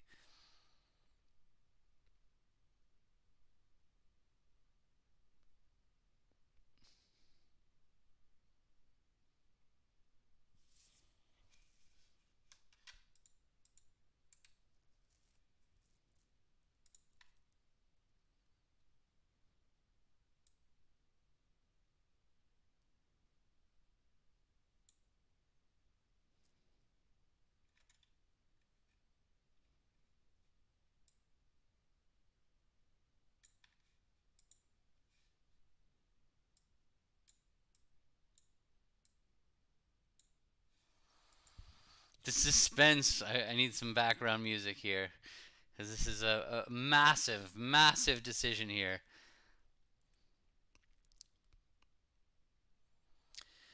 So good bad 2-0 is used in these spots where opener is thinking about competing to the three level, and where opener sometimes has like 17 points and they need to show a good hand, and sometimes they just have like a 12-point hand like this one where they really want to compete. And so good bad 2-0 is a tool that some people play, and it's a hard convention to play because there are so many auctions that it may or may not apply, and so you need very strict rules. Oh, I lost something. Just happened with Twitch. I don't know what just happened, but I just screwed something up. Anyway, I hope you're all still there. Um, so yeah, so you need very strict rules about when it applies. This is kind of a textbook spot where it applies. I mean, although look, North could have 18-19 balance and need to say it. Uh,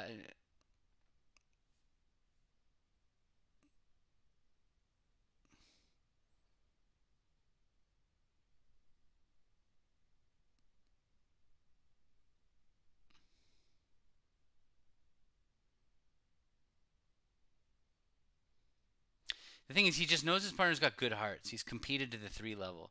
So I feel like he's supposed to bid game, but then again we're looking at all the cards. There you go. He did it. All right. What a huge bid. No, long tanks are not unethical. There is nothing unethical. What a comment. There's nothing unethical at all about thinking about a huge decision. What is it? How could it be anything to do with ethics? He had a hard hand and he's thinking about what to do.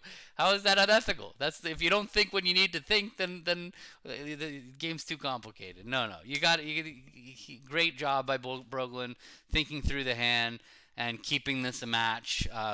So now, if they take a spade rough in the dummy, they can actually make 5 and earn 2 imps and make this a 2 imp match.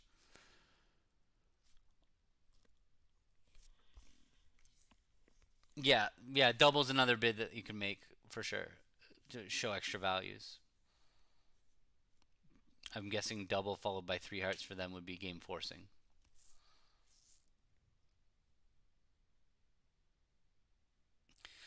Seems like I mean he has a pretty much a claim for the contract if he goes ace of spades and a spade. Good morning in New Zealand. I'm still on. I'm back in East Coast of the U.S., but I'm still on Moroccan time, so it's like dinner time for me right now. Uh, Woke up at a nice 5 o'clock wake up call. Not wake up call. I woke up wide awake this morning, and I feel like I'm going to be doing that for a little while. Um, yeah,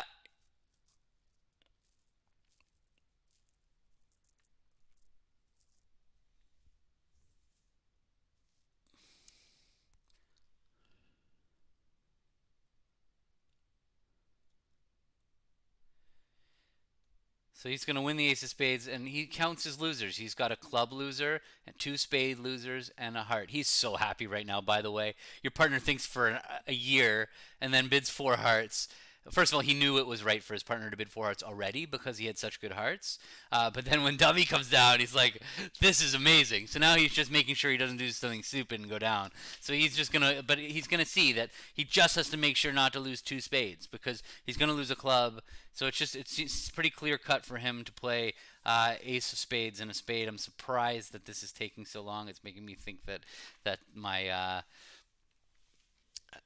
internet's frozen or something because it just seems such an obvious line of play to play ace of spades and a spade right now. I don't know. Maybe he's thinking about ducking it, but I just don't know.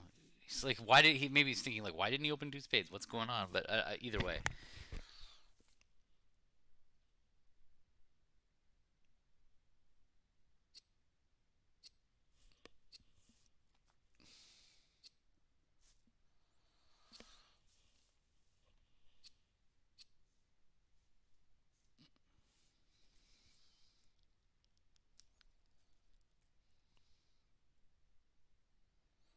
so I will be back broadcasting the next couple days. I'll be doing the finals. I might have some other people with me if I'm able to arrange it and get the tech set up in time. But I will definitely be around. So if you just found my channel, subscribe. Whether you're watching on YouTube or Facebook or Twitch, just hit the follow, subscribe, whatever button it is, and do that, and you will get notified when I go live tomorrow and Saturday. I'll probably do maybe one set tomorrow, and I might just jam through the whole final day of the Bermuda Bowl on Saturday, or at least the last couple sets. I'll do that. While we're waiting for him to slowly but surely make 5, I'm just going to remind the people who just got here I am also a bridge teacher. I have a free duplicate game that every Tuesday at 3:15 Eastern that you're welcome to join. All you need to do is be a free member of my website and put your BBO name in there so we can get you into the accepted list for our game on Tuesday. It's a 1 hour duplicate game, and then we meet in Zoom afterwards for 1 hour. It is the best deal in bridge. It's free, and you can watch the video afterwards if you can't. If you have to like leave right after 3:15 Eastern on Tuesday. Um,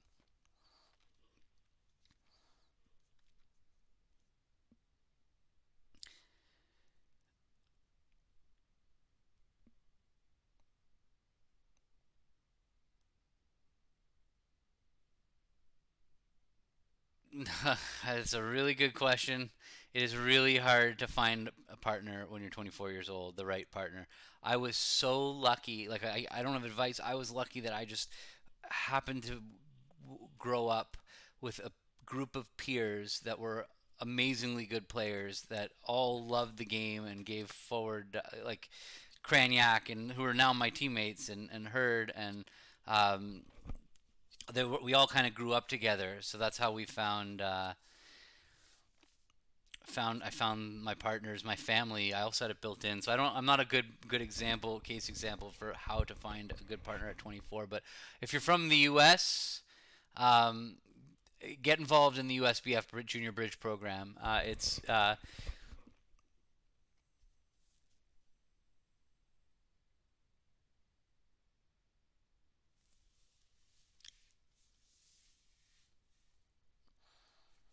Might have to Google it, but USBF Junior Bridge is there.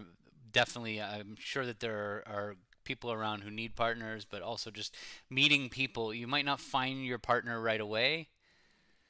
I think he goes up Ace King of Hearts here. I do. I think that he's worried that if he finesses that they can win the queen and play a diamond, putting him back in dummy.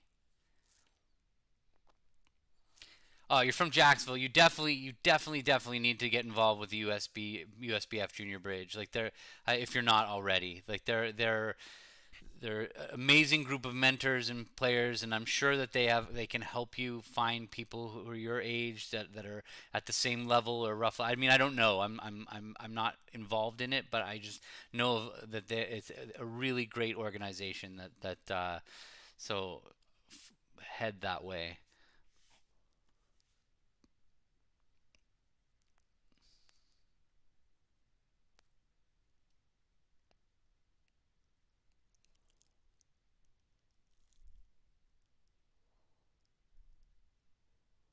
Because yeah, see, if he loses his finesse and a diamond comes back, now if diamonds are 4-2 with the doubleton diamond having the last having trump, which they obviously will, he's screwed. I just okay, he got it right. Wow. Okay, it didn't matter, but I'm shocked that he did that.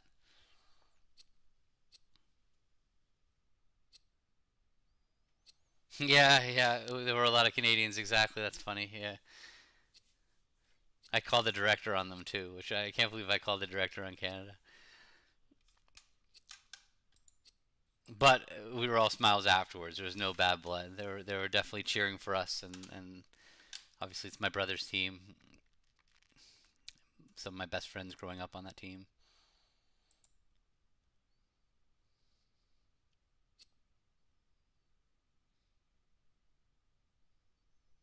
Yeah, he must have had some inference for sure. I don't know. I don't know why he got it right, but he got it right, and we have a two-minute match with 4 boards to go. This is insanity. Yeah, it looks like Switzerland U.S. is done. Yeah, Switzerland are the club in the clubhouse having a beer, waiting to see which opponent they play in the finals. This is tight. This is definitely exciting. What is up on this hand? Okay, so in the other room they played 4 spades down one. Looks like on a heart rough because you only have 3 losers. Um, the 3 aces, and you could, I guess you also have a club loser, but that can go on the king of diamonds. But that ace of hearts and a heart rough beats 4 spades. So um,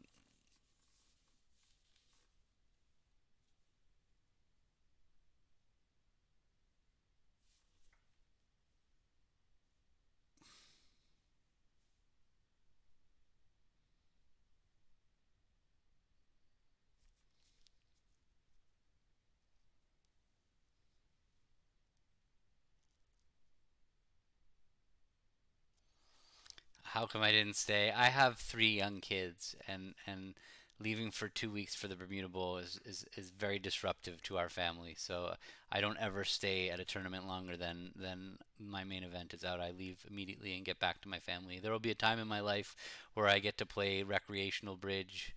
Also, I wasn't allowed to play the transnationals because we made the quarterfinals. You couldn't drop into the transnationals. That would be the other reason, but that's not the reason. I was leaving the moment I was available.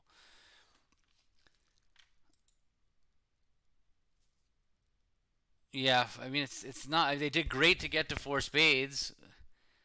But it's pretty unlucky that that there was a heart rough on this hand. Yeah, that's my brother Darren. He's 7 years older than me. He was the gifted one who listened to his parents and went to school and got a job. I was a lot worse of a bridge player growing up because I was so much younger for one thing, but I also just kind of resented the game. But I was always the rebel who, when my parents told me stay in school, don't become a bridge bum, I'm like, oh, I that's exactly what I'm gonna do.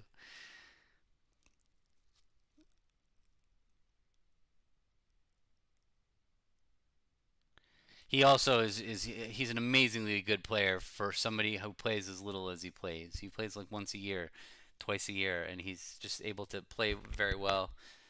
Yeah, my parents were not happy. They're happy now.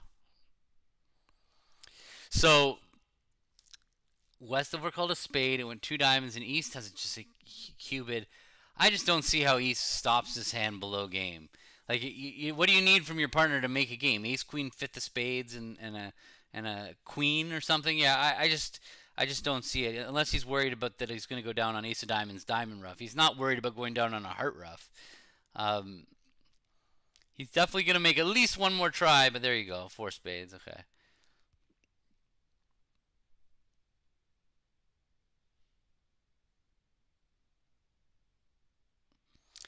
they can't beat it too. Is that correct? They might be able to beat it too. Club lead would definitely help them beat it too. Spade, they win the A's. Heart rough, and a club, and now they're down two. Is that right? Declare would have to win the ace of clubs and play a diamond right away at trick two to hold it to down one. And even then, I'm not 100% sure that that would work. Um, so it is possible they could get two down if he leads the queen of clubs. I don't know. I mean, I haven't looked at the double dummy. Double dummy probably does not. It says it's only a down one. Yeah, obviously the five of spades would be a really, really bad lead, but that would not happening. But I think in practice the Queen of Clubs lead. Well, I guess if he does lead the Queen of Clubs, he's gonna see that he's got four losers, and he's gonna see the urgency to get that diamond set up. So he would win the Ace of Clubs and play a diamond, and then um, at that point, now I don't know if there's anything that North South could do. I think that's why it says down one.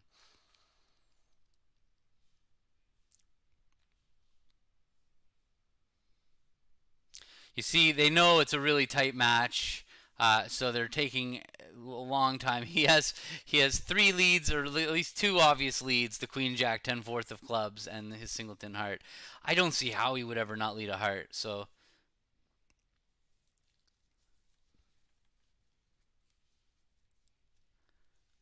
oh, thank you, Neil. Very nice of you.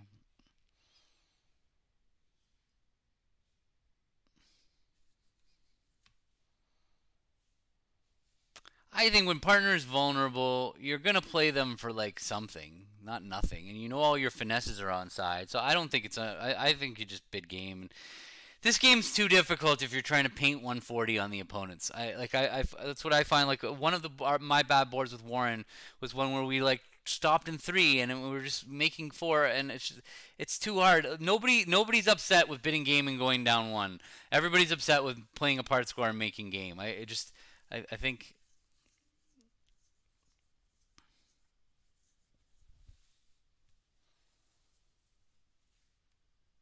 yeah, exactly. When you have a singleton, it's definitely it's. Thing is, he's wondering how am I going to get my partner in? Is it right to lead my singleton? Maybe it's better to just set up my club and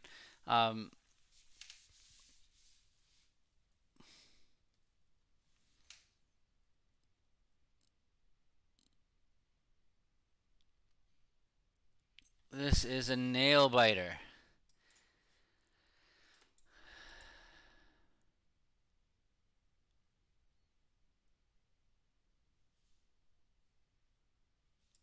And I don't want any spoilers if somebody's at the site or following the running scores. I do not want to hear Please do not ruin it on the broadcast and the video because this is exciting. We might be a few minutes behind the actual results, but do not tell us. I can't believe how long this is taking, though. I wonder if he really took this long to lead.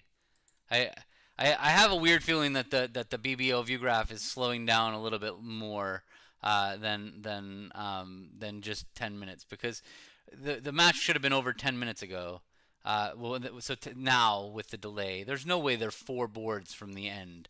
So there must be something going on with the delay on this table that's taking that is unless they really are playing this slow.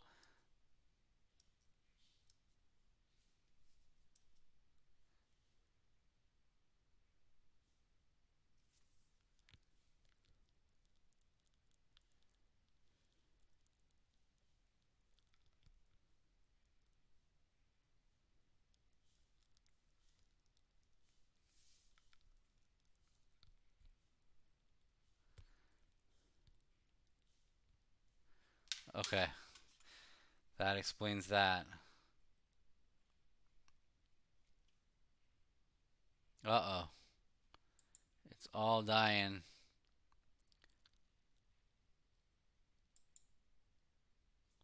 What's going on? Oh, yeah, that's pretty brutal. Does that mean that it's done or that it might come back up? I haven't been kibitzing at all. When this has happened before, that it's done. We're not going to get to see the end.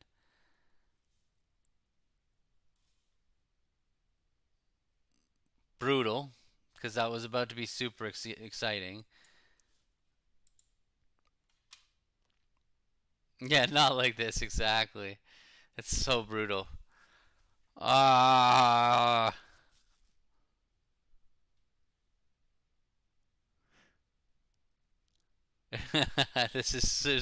I mean, we can all be frustrated together. All right, how long before we just look and see who won? What do we do? Should we just do it? Cause like, is there any chance that these tables are coming back on? Oh man.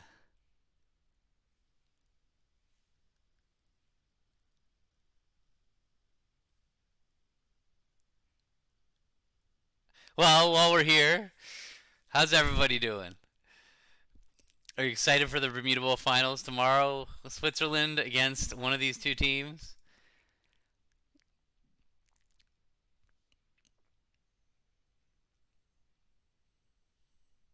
Yeah, these all go broadcasted live to my YouTube channel.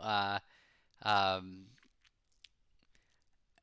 every right after. You can go see it now, probably. Yeah, because all the people just jumped on um, because the Viewgraph is still listing our tables, as you can see right here. Uh, yeah, the Swiss team, they're a darn good team. I'll tell you that. What's Klukowski is out of this world good. Like he's on a I think he's on a level that I don't know if anybody else is at. He's really an amazing bridge player.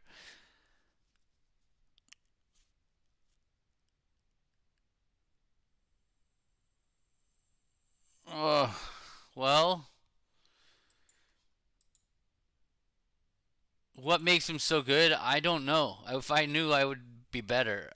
I just know that he just seems to get every hand right. His declare play, his defense, everything. He's just so good. I don't really know what makes him so good.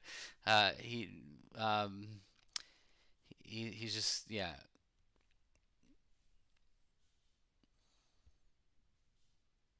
Yeah, I believe that he has a perfect memory. I just know he's just I've never seen him do anything bad, honestly. Like yeah, not never, but he's just really good. All right, so I feel like we have no choice but to just go and check the scores. It says there's still two boards left. Oh yeah, it still says there's two boards left. So bring the table back, please. Let us see the last two boards. Oh my god.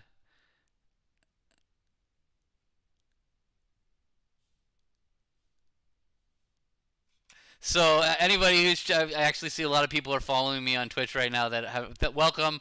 I'm Gavin Walpert. I do this from time to time. Sometimes I stream myself playing. Sometimes I stream watching. But yeah, you can follow me on Twitch or subscribe to my YouTube channel if you want to catch old videos and stuff. So yeah, I'm sure 520 people and nobody has seen me. A lot of them haven't seen me before. So yeah, I do this pretty frequently, once or twice a week when I'm on. I'm gonna do it again tomorrow and the next day for the finals.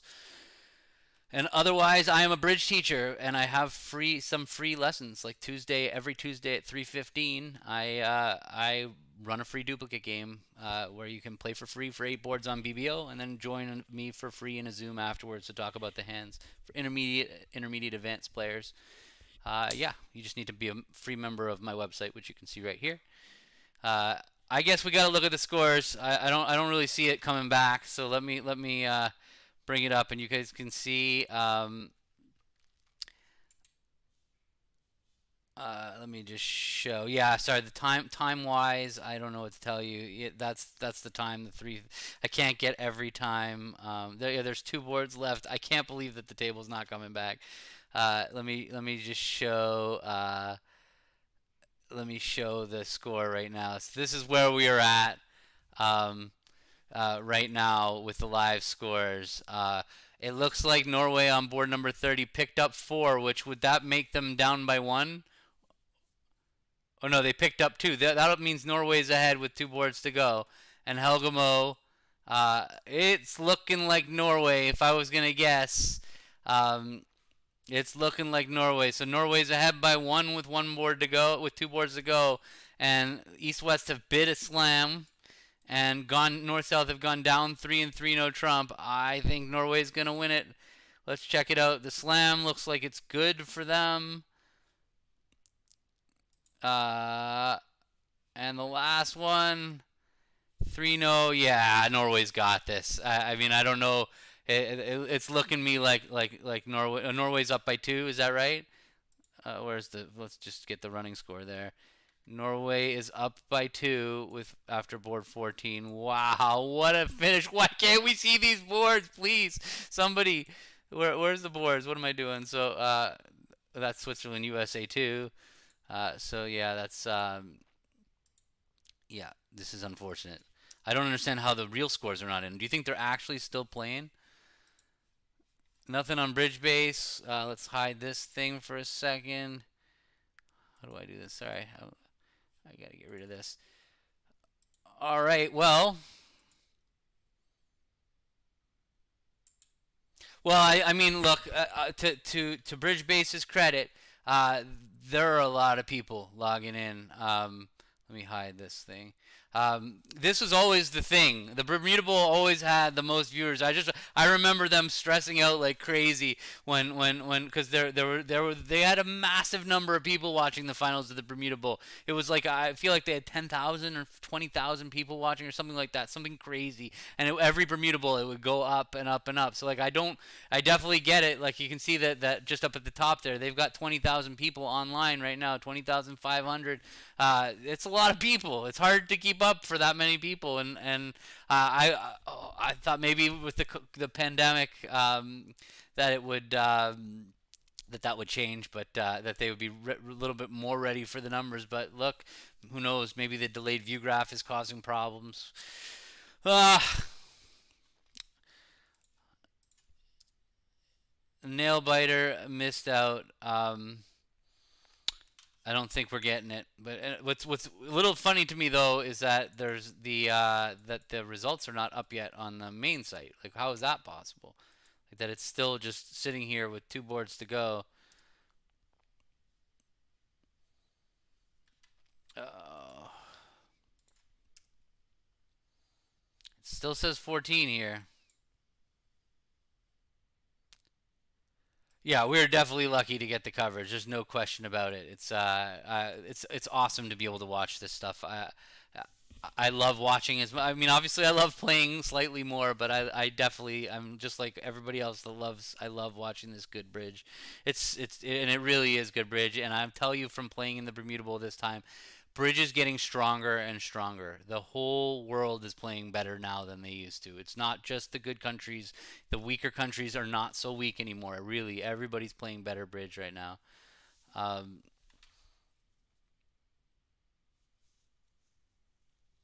the Viewgraph archive, I don't, it definitely wouldn't be in the Viewgraph archive by now.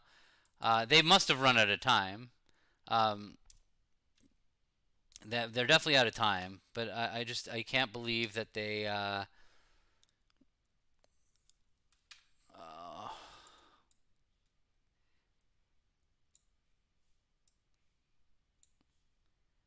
so if they run out of time, the time's funny during the round robin. I'll tell you. I can just tell you my experience during the round robin. Is during the round robin they were uh, they were vigilant about time penalties. If you were like, so you had a 90-second grace period, and it felt like every set was going to the limit of time. And if you were over by more than 90 seconds, it was an immediate penalty of a victory point split between the two teams. Unless it was obvious that one table was doing different, and you could protest. But if you fell in the early little time penalties, um, then they're not going to go back. They actually, in order for them to track if whose fault the time trouble was, they have to like literally go back and watch the video and have a guy like clicking a timer, making sure and seeing who took more time, which what a job that is. I can't even imagine anything worse than going. I don't know whose job that is, but there's like it's bad enough watching bridge like that's slow, but then watching bridge that's slow and only doing it to track time would be like I can't. That is like I feel like that should be punishment for cheating. That's what you should have to do is go and watch back and do the that anyway. And what happens is if you're way over, then they have to go back and look and see whose fault it was. Like if you're 20 minutes over and they were really uh yeah, they were really what's it called, there were a lot of slow play penalties. But once you get to the knockouts, it's weird because if every I also agree. I love that they're on the time. I love that they're vigilant about the time penalties. It's a time game, and that's what makes the game unsellable. Those when you take a year to defend one no trump, it's ridiculous. And anyway, when you get to the knockouts, it's a little different because now it's just you and the other. They never remove boards. They never remove boards. There's that is not something that will happen. They allow you to play the boards so much so that my team played the same boards the same direction, and they made us play another match to make sure that there were 16 boards set on every. Okay, refresh, and we've got the final. It's not enough time. It's very close. No, now it's 15 boards, and Norway's up by 13. There you go. That is almost a lock unless there's some ridiculous result in the last round. We are going to be watching Norway against Switzerland in the final. So yeah, when just to finish my thought before we wrap this up, is yeah, when you're playing a heads up match and you go slow, it's a little weird because if it's equal, who are they going to penalize? They can't penalize anybody. So it just I feel like as long as everybody's being the same slow, then they can't. There's no penalties for going late. Yeah, so yeah, what are you saying? So Italy did not bid the slam on board number 31. So a great final set for Norway. Uh, Poor Italy, gutted. I feel I know what I'm 2 days removed, so I'm in a little better mood now. But it sucks to lose, and especially when it came down to like when you were leading with 5 boards to go. Yeah. Although what did Italy? It's not like Italy played badly. I don't know what happened on this slam, but They were. Oh, it was I didn't see this 1100, so I started watching just a little bit late for that. Oh no, I did. Of course, there was the slam. Yeah, I mean they did well. I don't think that there was bad bridge in this set. I don't think Italy's gonna be like thinking I can't believe I made such a mistake. That's the thing. The quality of the teams at top level bridge, it's spread out now. It's not There's no dominant favorites. So everybody's going to be a 51 to 49% favorite, 52 to 48. It is really uh you just it's anybody's game. It's Anyway, all right. Thank you guys. Thank you everybody for tuning in. I will be back tomorrow. Don't forget, definitely hit the follow, subscribe, whatever button for whatever site you're on. I don't speak that language, but if it says go Norway, then I'm with you. I don't think it's Norwegian though. Could be. Looks Polish. I don't know. Is it? Okay. All right. See you guys. See you guys tomorrow, and definitely see you Saturday. So I'm probably broadcasting set 3 tomorrow, and maybe 4, 5, 6 on Saturday, but at least 5 and 6. All right. See you guys later. Bye, everybody.